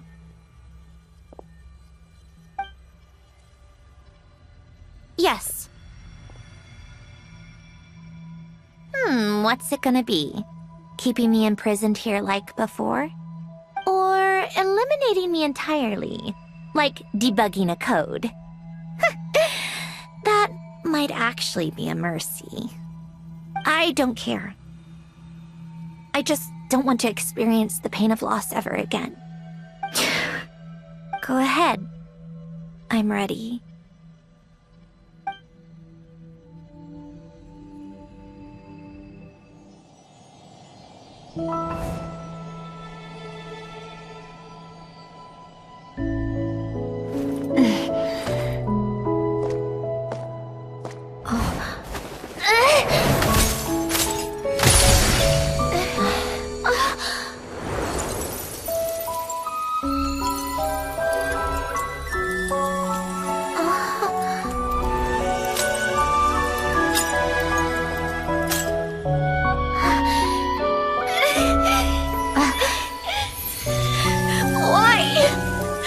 Why do we keep losing everything we care about? I know it hurts, but that's life. I wish... I know. I've always known. Because we've been one all along.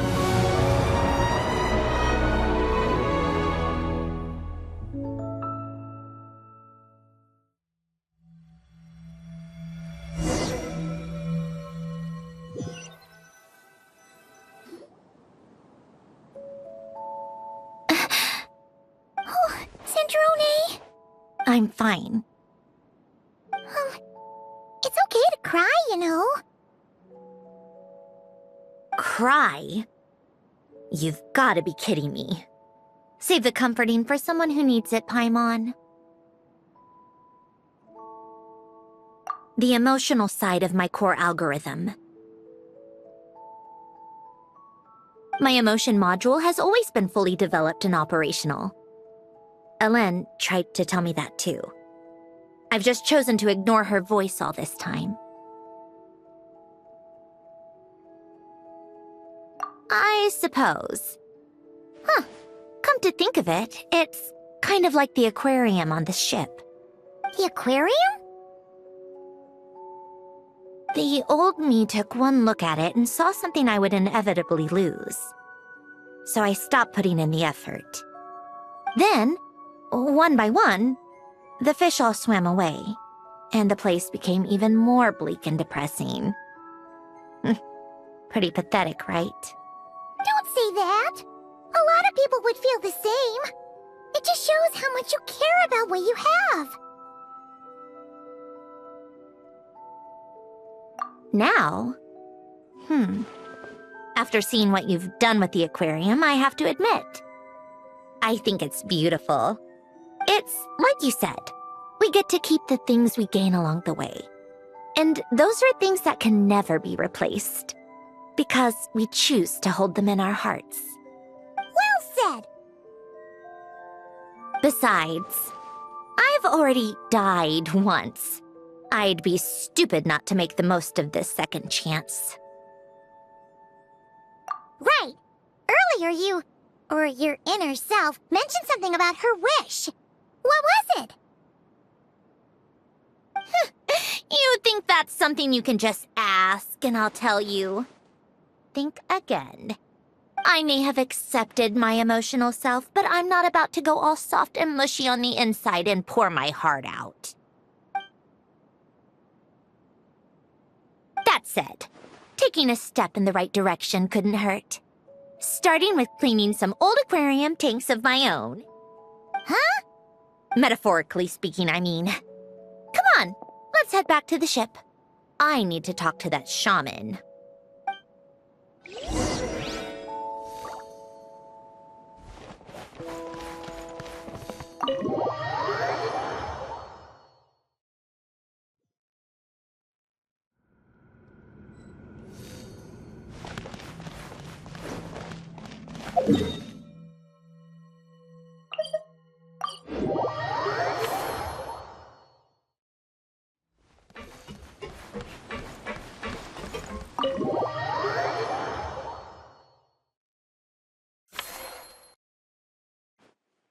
Huh?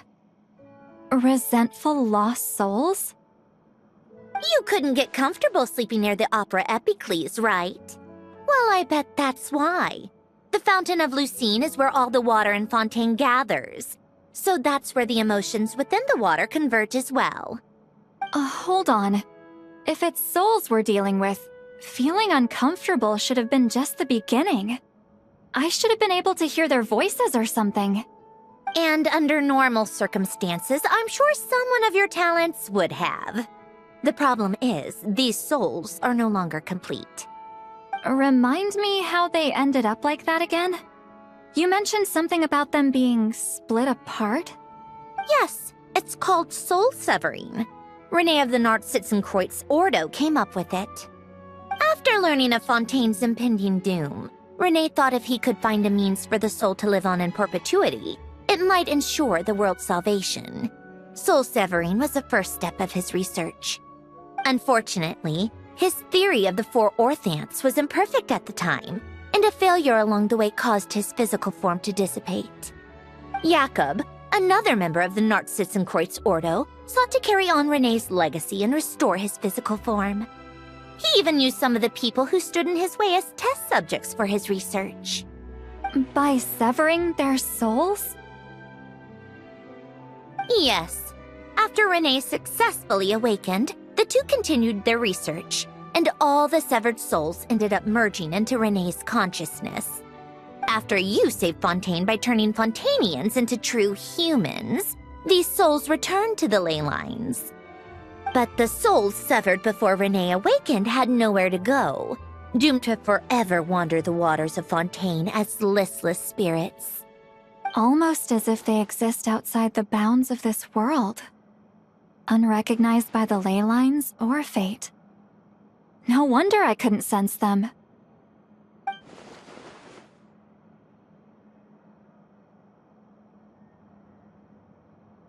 Not only that, but over time, they began to fuse with other entities. Their inner resentment lured in all sorts of evil beings, which corrupted and defiled them into nothing more than accumulations of filth. But the full transformation must have been recent. Otherwise, the Udex surely would have noticed. Wait, no, he must know already. That would explain the underwater Melazine patrols. No wonder I kept running into officers from the Mara Chaussee Phantom earlier. In that case, let's go find Nervalette and we can sort it out together. No, not just yet. Why not? For one, the diplomatic castle alone would be a nightmare. Even though I haven't reported back to Snezhnaya yet, I'm not planning to leave the Fatui anytime soon. Besides, with me here, success is a done deal. Involving other people would just complicate things. All I need is for Miss Citlali to help pinpoint the location of this monstrosity. Think you can do it? With my eyes closed. This is what I do. I'm a lot better at it than manning a desk, at least. But, how exactly do you plan on resolving this soul stuff? Even to me, there's no obvious answer. Seems pretty complicated, all things considered. Just trust me. I have the perfect solution. Oh, all right. If you're that confident, we'll follow your lead. Why the sudden interest in helping Fontaine with this, Sandrone? You never knew Renee and the others, right? No, I didn't. And you're right. This problem has nothing to do with me. I wouldn't get within 10 feet of the Nartsitzenkreuz Ordo or its members. But in his later years, Alain told me he regretted not helping his best friend when he needed it the most. He also felt sorry towards Marianne for being too lost in his mechanical research to look after her properly. If he were still with us, I think he'd do the same. He might have a few choice words to say about it, but even after everything, he wouldn't leave his friend's mess for someone else to clean up. Friends shouldn't hold grudges or leave behind regrets. Fixing what happened between him and Renee was one of his greatest wishes. All I'm doing is fulfilling it in his stead. You know, you really do seem a little different now. You You mean everything that just happened wasn't for nothing? Why, thank you for pointing out the obvious, Paimon. Just washing off the grime of the past. Turns out, a lot can build up after being ignored for so long. What's this about aquarium tanks all of a sudden? They go off on some grand adventure and what? Now they have their own private code? Stupid. All right then, Citlali. Tracking this thing down is up to you. Huh? Oh, right. No problem. You got this, Granny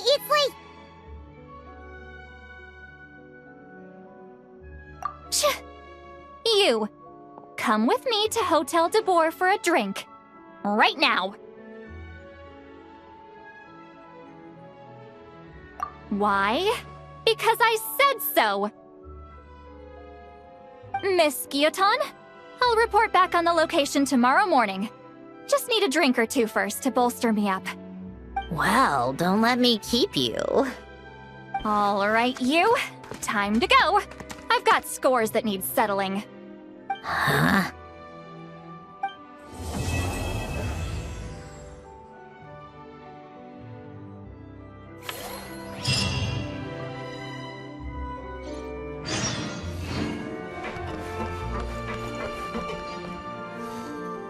Listless, abandoned souls. An accumulation of resentment and filth.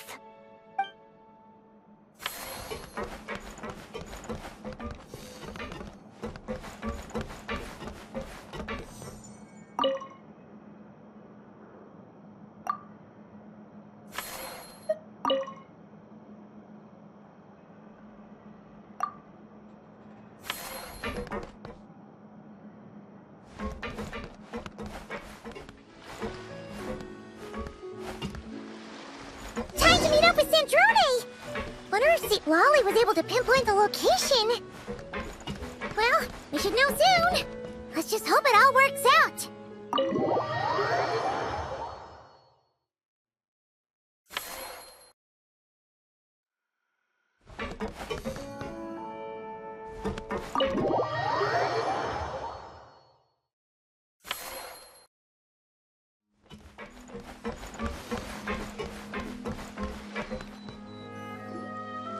Citlali sure drank a lot last night, huh?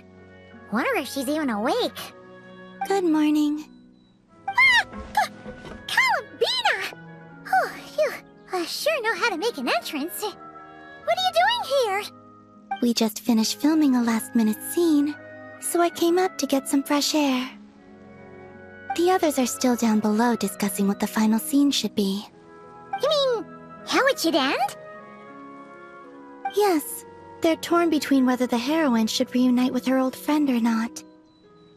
Ah, because the whole point is that she came to her friend's homeland to search for her, right? Oh, Paimon almost forgot the plot! Yes. Director Farina and Miss Chiori think a tragic ending where the two never meet would be more poignant. But Director Xavier thinks having the two reunite would make for a more touching and heartwarming ending.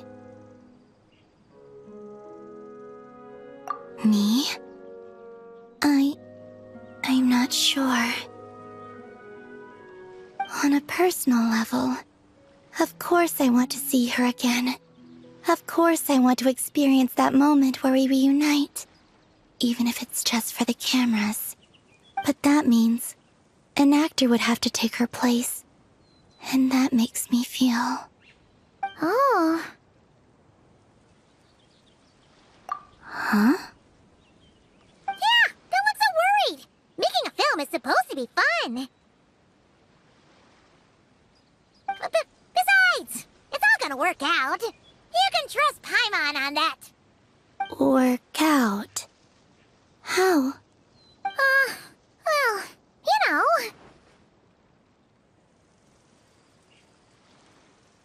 Yep, exactly. Okay, I trust you. I'll just focus on having fun for now. Well, well, look who we have here. Traveler and Paimon. Oh, The lighting specialist and clapper loader that never were. Yeah. We kinda went AWOL, didn't we? Sorry about that. Seriously, don't worry about it. Everything's going smoothly on our end, so just do what you need to do. You seem to be in better spirits now, Miss Columbina. I apologize if our earlier discussion put you on the spot. It's okay. I'm fine now. The Traveler in Paimon talked me through it. So, what are your thoughts on the ending then? Should we have them reunite, or not? We should tie everything up in bows. Huh?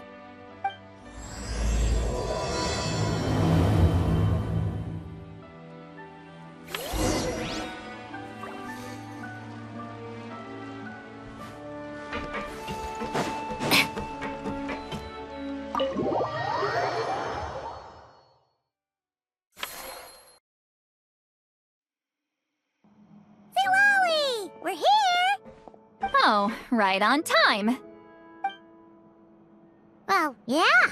We weren't the ones who drank our weight in alcohol yesterday. What? Are you suggesting Granny can't handle her liquor? It takes a lot more than that to get me drunk. Really? 'Cause, you stopped making sense after a while. Did I? Huh. News to me. I didn't say anything too crazy, I hope. Let's see. You spent half an hour bad-mouthing Auroron, half an hour complaining about work, an hour talking about light novels, and, Paimon kind of fell asleep after that. Are they gone? Oh, the crew? Yeah, we bumped into them on the deck, but they just left. Wait, but now that everything with your core is sorted out, what's stopping you from seeing Columbina? She misses you a lot. I just want to deal with this mess first. Besides, this is a perfect chance to make her jump for once. I have to plan it out more. But enough about that. Were you able to pinpoint the location of our target? Of course! When Granny Eatsley promises something, she delivers. Great, let's see. Morte region. Wait, this is the Tower of Gestalt. The place the souls were severed. Is that the source of the resentment? Or is it the Narcissenkreuz Ordo in general? Let me come with. This thing's movement isn't fixed. If it's not at this location when we get there, I can use a ritual to summon it. You've already gone to more than enough trouble. I don't mind. These old bones have nothing better to do anyway. Summoning a spirit isn't going to do me in. Besides, if I don't go, they'll just have more inside jokes I can't join in on. All right then. I appreciate it. There's no time to lose. Let's head out!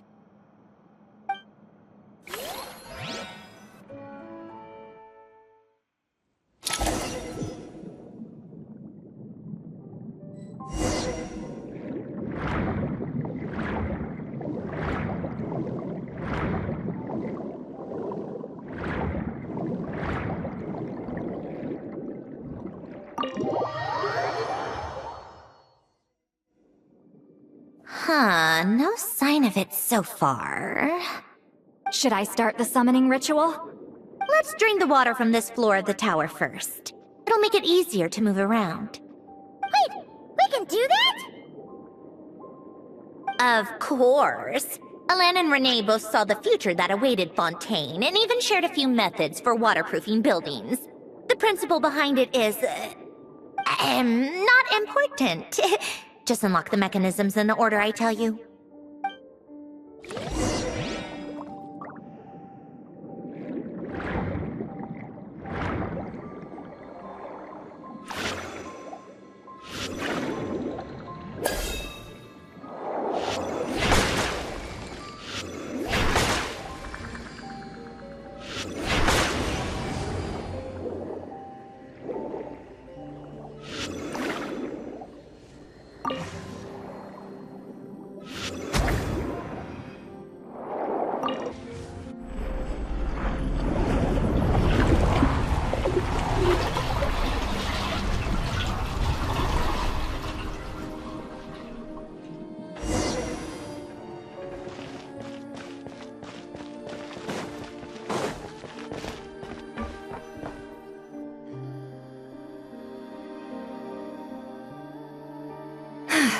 Ready? Yeah. When this thing appears, I'll try talking to the souls inside. But more than likely, they've already been driven to madness. If communication fails, we'll have a battle on our hands. In that case, Paimon better find a hiding spot. If a fight does break out, I should be the one to deliver the final blow. Trust me on that. Understood. All right, I need quiet. Wandering spirits, drifting along the tides. Hear me now. Broken souls, silenced, torn apart, and forsaken. Follow the traces of the past, and return to us. Let resentment recognize resentment. Let vile entities be drawn together.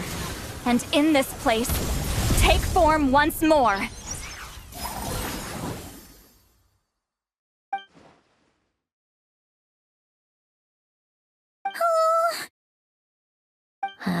What now? Is that it? This is exactly why I deal in math, not magic. How are we supposed to know what stage the spell is at? It's like there's no logic to speak of.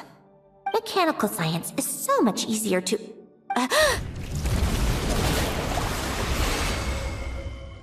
Watch out! Hey, you! Or whoever's inside of you. I need you to listen to me. I'm a descendant of Fontaine's Lord Artificer, Alain Guillotin. I can make you whole again and return you to the ley lines. You just need to work with me here. Sandrone!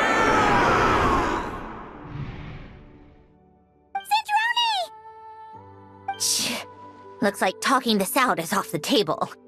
All right, plan B. Time to blow off some steam.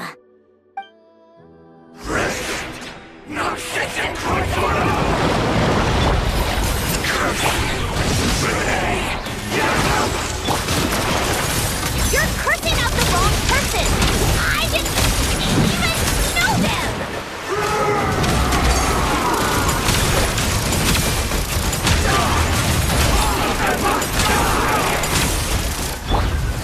Most of them already did. But you still have to return to the lines and reunite with your family. Just work with me here!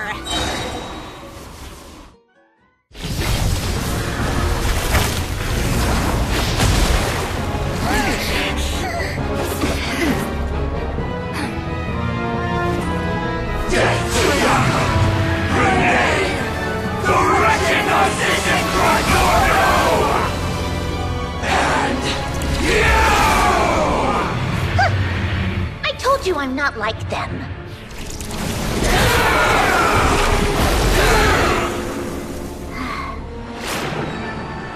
I'm stronger. Inverted. World formula.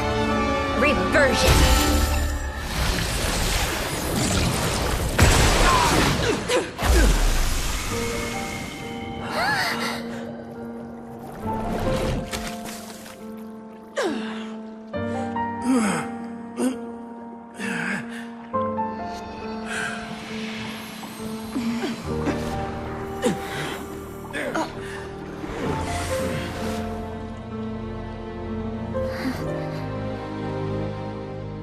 Be at peace among the tides. Lost souls.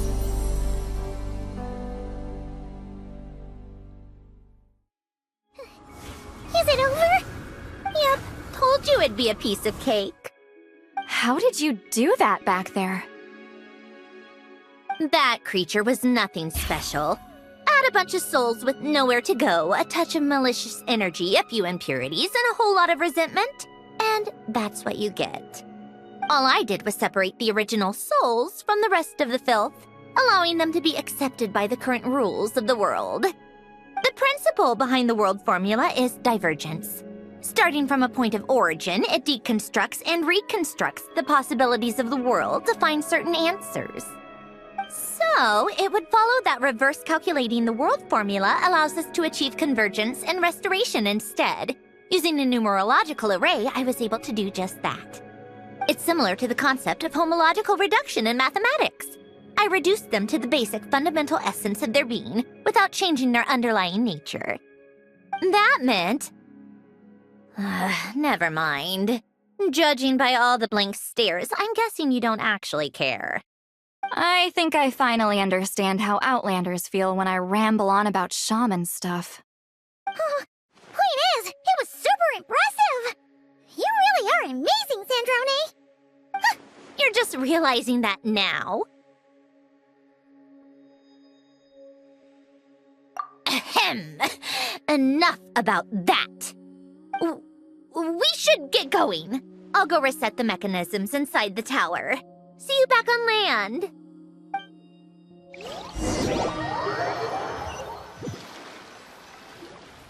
Well, that's one old mess for the books. Glad to have that over and done with.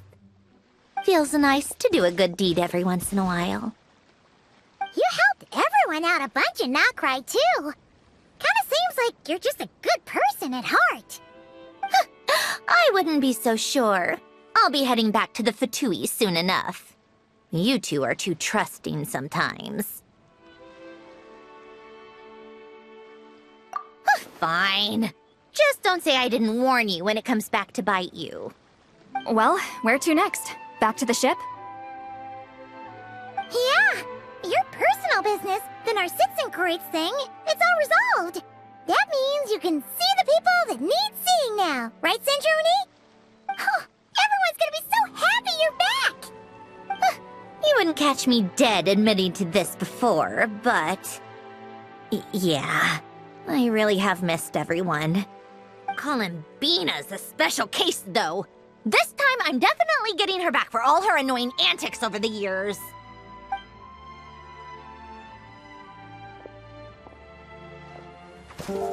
She'll sense me coming from a mile off. How am I gonna...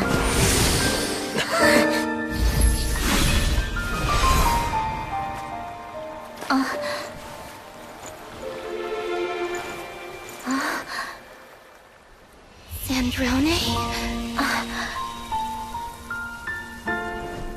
Is it really you?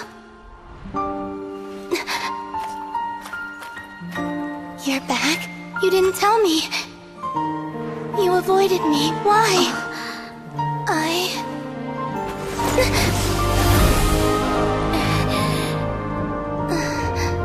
Sandrone? Now we're even.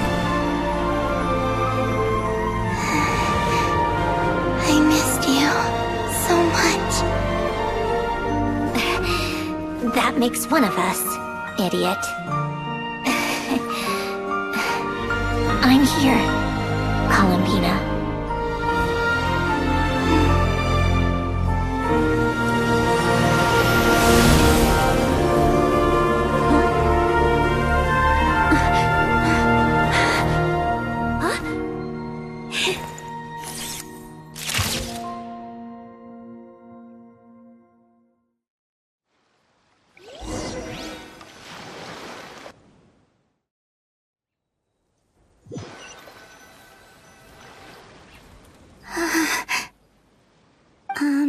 Sandrone.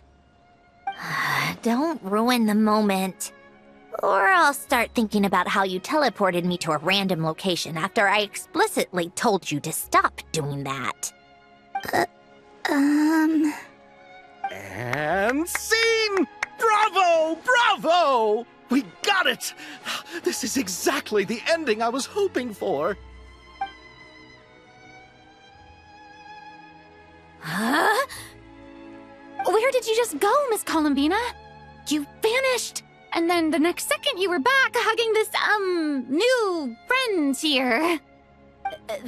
That was all on camera? Yeah. Well, the camera was already rolling, and it happened so fast, so... yeah. Hold on. This must be... Yep, my best friend. The one I was looking for. I never thought I'd actually get to see her again. I'm just... so happy. Plus, the film got a happy ending too. It's all thanks to you, Sandrone. Sandrone? You couldn't stop being annoying for 1 second? Columbina! Ah!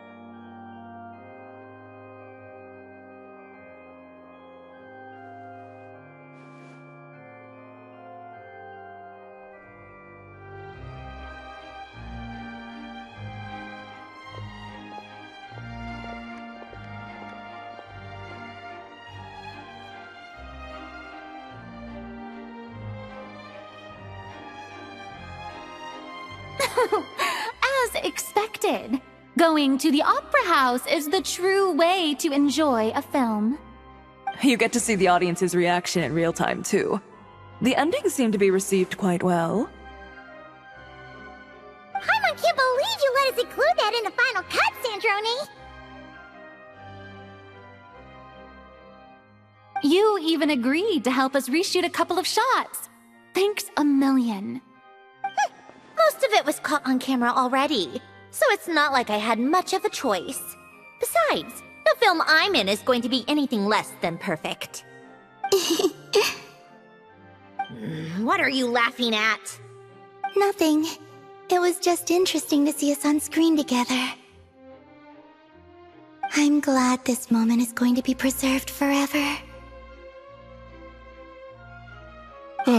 Just a pity we didn't take home the Farina Award this time around. Well, artistic films can rarely compete with commercial ones. You should have prepared yourself for this the minute you changed the script. True. Oh, did I hear someone mention the Farina Award? Come on, don't gloat! I won't. Our crew winning the Farina Award was a team effort after all. Costume design, script adaptation. Ooh, and the practical effects were so realistic. The flames and explosions even made me jump while we were filming. A lot of the effects were based on actual items the Special Patrol confiscated from criminals. Who knew they'd serve another purpose, right? But it turned out amazing! Really brought the thrilling scenes from the novel to life. Fontaine's film industry is seriously impressive. Which film did you vote for, Citlali? Isn't it obvious? Great Detective Herlock, of course! That's the whole reason I'm here! You all should be proud, though. A lot of critics are saying really good things about your film, too. Longing and loss? Searching for something even after it's gone? It's a film that makes you think about life, and how important it is to explore those themes. Well, that is what the art of storytelling is for. Watching a film with friends is so much fun! There's so much to talk about! Ooh, let's throw a celebration later then! We're all old friends! Oh, we could find a place and chat to our heart's content! How about the Wingalette? That's perfect! Friends and family are more than welcome too. So if you want to bring people, don't be shy. You all can head over first and make yourselves at home. I'll bring over some refreshments in a bit. I just have one more stop to make first. Can I come?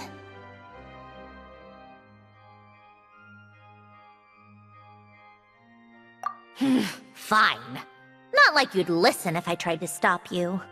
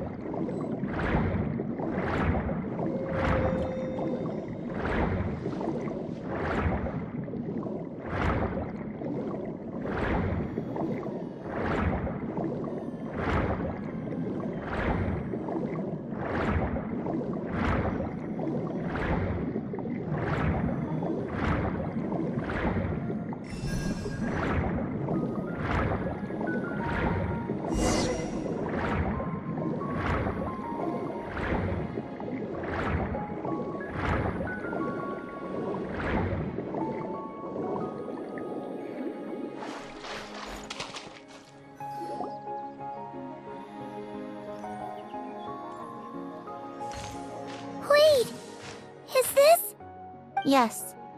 Here lies Lord Artificer, Alain Guillotin. This is his grave. Oh. I'm sorry, Alain. I'm sorry this is the first time I've been back since leaving Fontaine. I should have come to see you more often. I got your gift. I even cleaned up one of the Nartsitzenkreuz Ordo's messes along the way. Our home is just as quiet and warm as it always was. The flowers in the garden are still thriving. I'll make sure to tend to them more often from now on. Polonia received irreparable damage in battle. I should have taken better care of your invention. I'm sorry. Polonia was family to me. Just like you. You always said I was a fast learner. But I'm not so sure. It took me far too long to learn the things that truly matter. I never said this to you back then, but... Thank you for creating me. For giving me the chance to experience life. Being your family meant everything to me.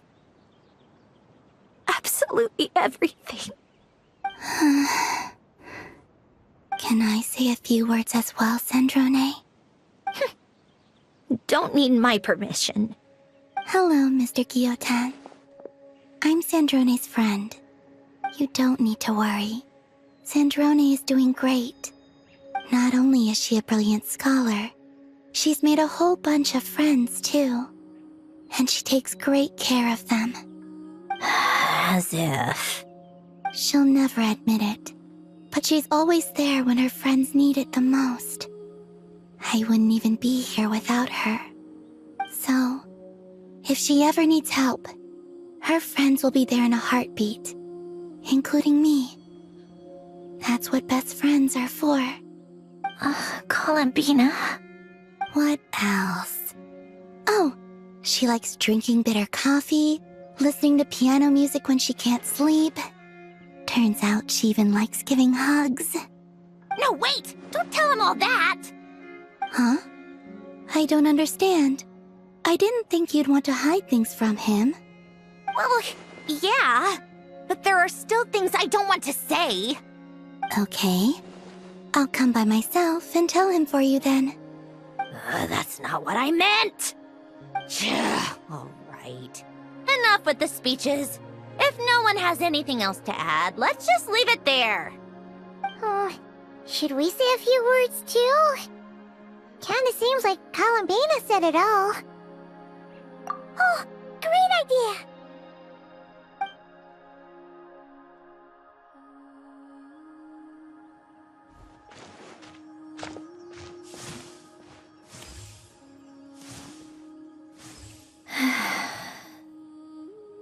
Goodbye, Ellen.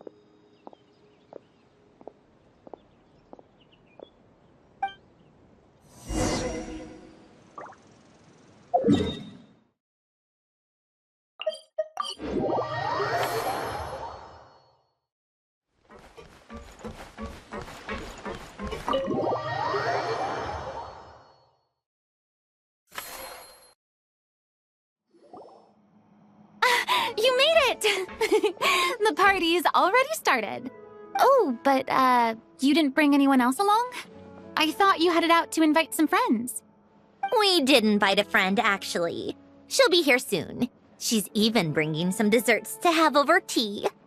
You should join us later, Miss Farina. I do love a tea party. Then don't mind if I do. This seems like a fun occasion. Let's go talk with everyone. Good idea! We'll introduce you to all our old friends.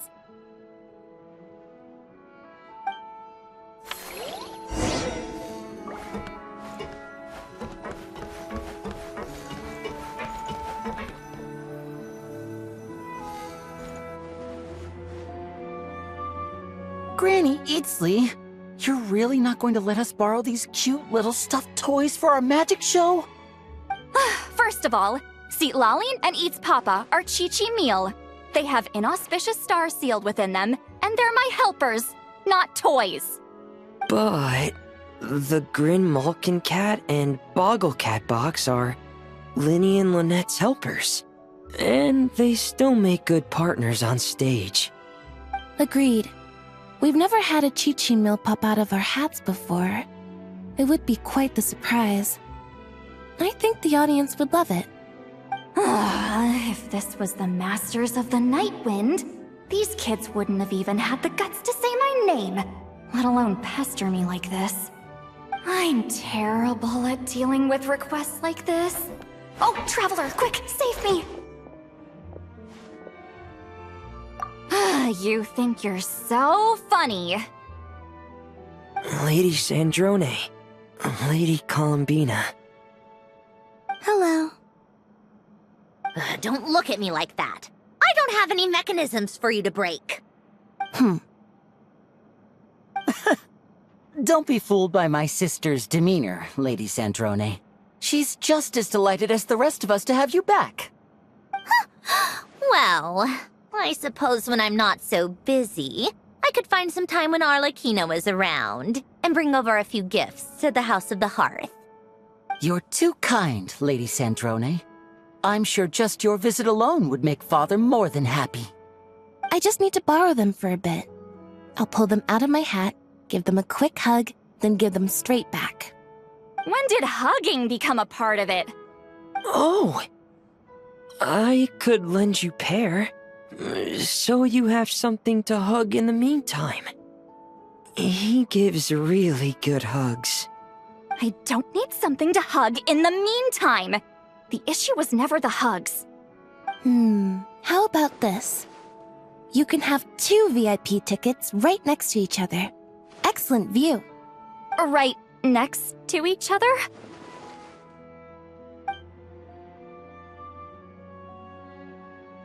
Yep, super quiet. No one will bother you. I'm sure you'll have a great time. Fine.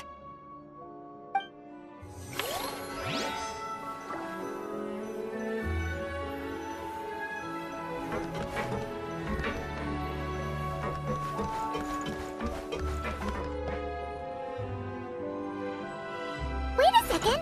Mr. Baptiste and Veronique! You're here! Friends of yours?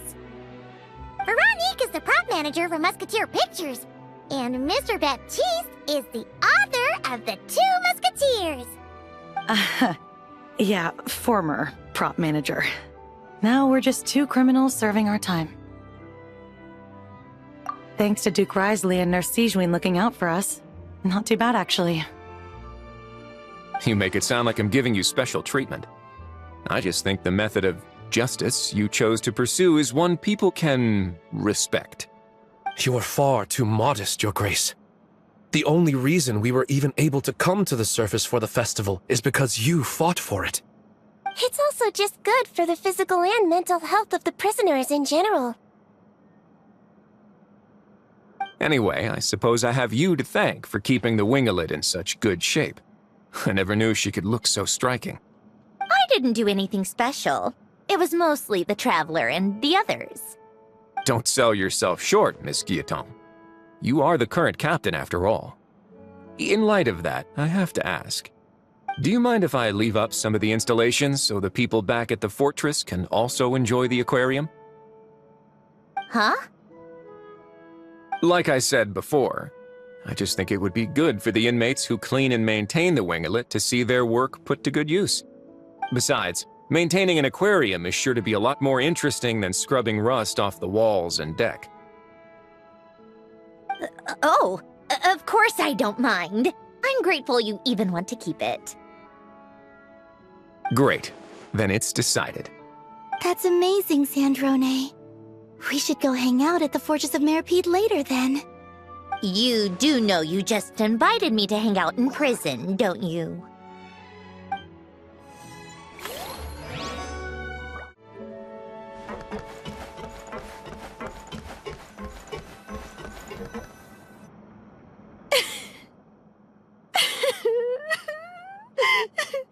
What a dream come true! For once, it all worked out! I can die without regrets! Let's not get too ahead of ourselves, Director Lapine Pauline. What was in that piece of cake you just handed her, Escoffier? Romaritime flowers, eggs, flour, same as all the other pieces. What, you think I tampered with it? Playing a detective in real life now too, are we? Oh, it's so delicious. I'm so happy. My life has peaked.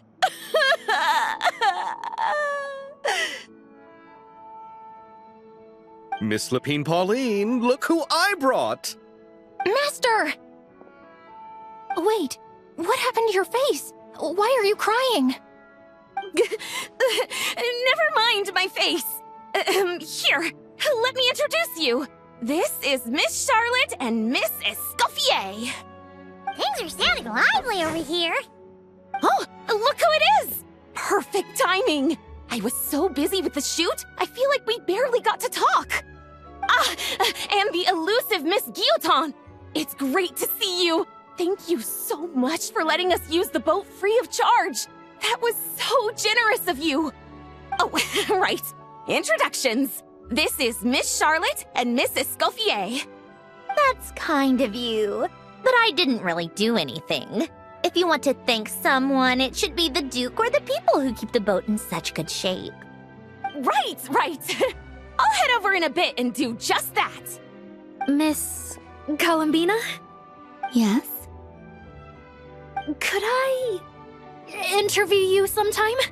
I'll treat you to some gâteau de bord for the trouble. There's only a limited amount available each day. Oh, but it's an absolute must-try when you're in Fontaine.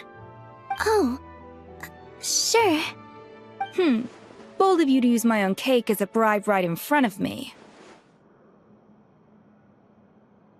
You know what? When else are we all going to be together like this? Come on, everyone! Grab your drinks!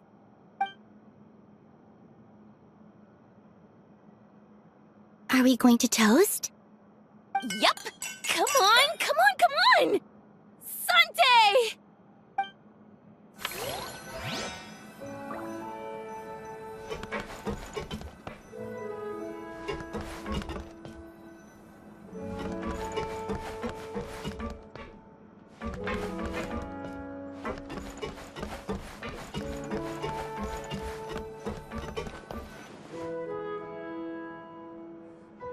You made it. Sorry for starting the celebrations without you. No worries at all. We're just glad everyone's having such a great time. Oh, right. You've probably seen them around already, but let us introduce you for real. This is... Miss Columbina and Miss Guillotin, right? Oh, we saw the film you were in. It was so touching. Yep. This one started bawling her eyes out right next to me in the theater. I know. I didn't bring nearly enough tissues. Thanks. We saw your film too. I memorized all your names. Oh, guess we can skip the introductions then. Our effects were pretty over the top, right? Some of the extras in the big scenes were actual members of the Spina di Rosula. So basically, your contribution was creating realistic-looking chaos. That wasn't the only realistic aspect. Miss Chevreuse and Miss Emily were also kind enough to lend their expertise on criminal investigations and forensics. Oh, it was nothing. I was just honored to take part and help out. Wow! No wonder your film turned out so good! You basically had an expert in every field. Talk about a stacked crew! Oh, speaking of, want to join in on a round of tabletop troupe later, Miss Columbina and Miss Guillotin? I mean, what better place for a party than a party? Here we go again. That sounds interesting. Yes! Persuasion successful! What about you, Miss Guillotin? I guess one round couldn't hurt. Critical success!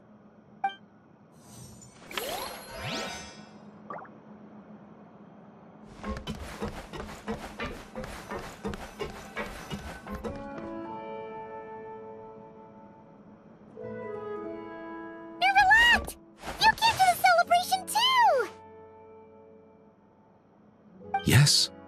I can only hope my presence does not make anyone ill at ease. Who's this? All right! This is Nervalette, the Udex of Fontaine. And this is Columbina and Sandrone. Greetings. Hello. These two must be the Fatus and former Fatus related to the recent incident in Nodcry. I read about them in the diplomatic report. The Udex? Oh, the dragon that cries a lot. Oh, well... Jeez, Columbina. That's your takeaway from all those Fatui meetings? Seriously? Is that truly how I'm portrayed in the Fatui's intelligence? You must put a lot of people in prison then. Well, it would be more accurate to say I pass judgment on their crimes. All trials in Fontaine strive for fairness and justice, so as to avoid imprisoning the innocent. So, only the people who deserve it get sent to prison. Well, deserve is quite a subjective metric, is it not? At the very least, I can promise that in every trial over which I preside, I make every effort to deliver a fair verdict.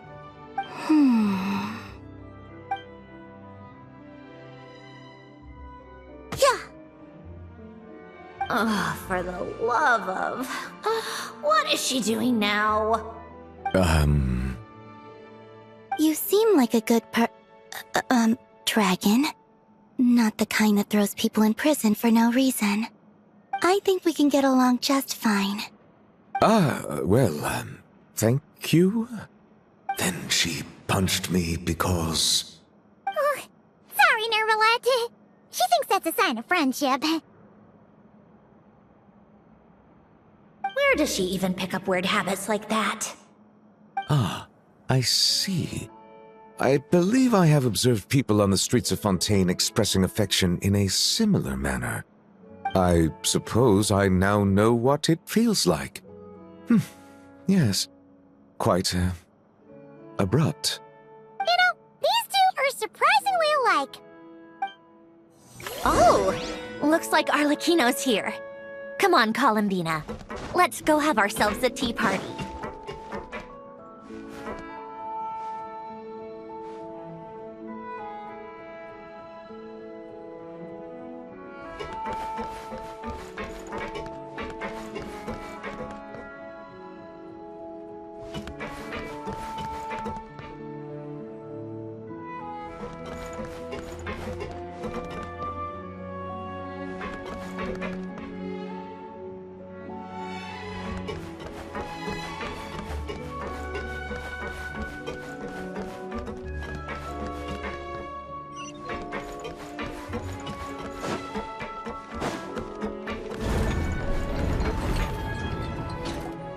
Well, it's been quite some time since the three of us gathered to drink tea like this. Yes, but your tea is as good as ever, Sandrone. Of course it is. The pastries you brought aren't half bad either, Arlecchino. I'm glad to hear it. Are they to your liking, Miss Farina? If I remember correctly, this particular cake is your favorite. Yes, thank you. The tea and pastries are absolutely delicious. I can't believe I'm casually sipping tea with 3 harbingers. Or are some of them former harbingers? Who knows? Due to diplomatic reasons at the time, our last tea party was rather tense, wasn't it, Miss Farina? You have my apologies. But this is simply a casual gathering of close friends. So I do hope you can relax and enjoy yourself. Of course! I appreciate the hospitality, in both cases. Next time, let me be the one to treat all of you. I'm sure we'd all be delighted to have you join us more often. The same goes for you two. Of course we should do this again! We've all been through thick and thin together by this point. This is nice, Sandrone. It reminds me of the happy times back in Snezhnaya, when things were so lively. Yeah. To be honest, I never thought these gatherings would feel this lively ever again. Well, I think I speak for all of us when I say we're truly glad you're back, Sandrone. Me too. I've realized that holding on to what matters doesn't just mean protecting what you already have. By reaching out and striving for something new, you can gain much more than you think. No, that certainly doesn't sound like something the old you would say. Well, I'm only going to say it once, so don't get used to it. Who knows? Perhaps your tea parties will only get livelier from here on out. Once you return to the Fatui, we'll have more opportunities to keep in touch in any case. I want to spend more time together too. But I don't want to go back to the Fatui. Well, Notcry isn't too far from Snezhnograd. It shouldn't be hard to find a place where we can all get together. Oh, and then I can sing for you. Or put on some of your favorite music. Just like the old days. Speaking of music, I spotted a mechanical piano below deck. Is it yours, Miss Guillotin? Yes. Reclaimed, I suppose you could say. Why don't you play something for us? Huh? In front of all these people? Yes, why not? You play so well. Yeah, come on! Just a little, please? For the love of... Fine! One piece, and that's it.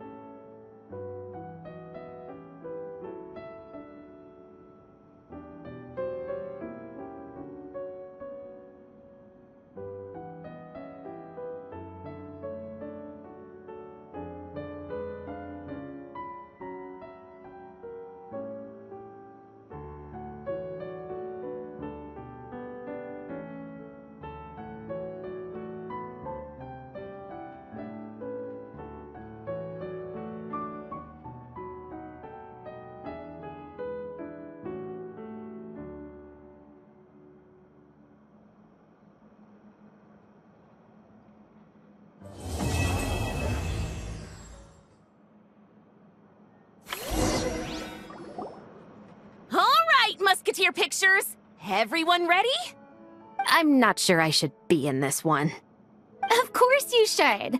You might have primarily helped out another crew this time, but you're still a member of Musketeer Pictures. All right, thanks. I'll still stand a bit off to the side, though. Can I be in the picture too? Of course, Miss Veronique. I would have loved to have you in the last one too, if circumstances had allowed it. Thank you, Director Xavier. Do I really have to be front and center? You're one of the lead actors! Of course you do! Nervous, Sandrone? No! All right, look at the camera! And 3, 2, 1... Musketeer Pictures!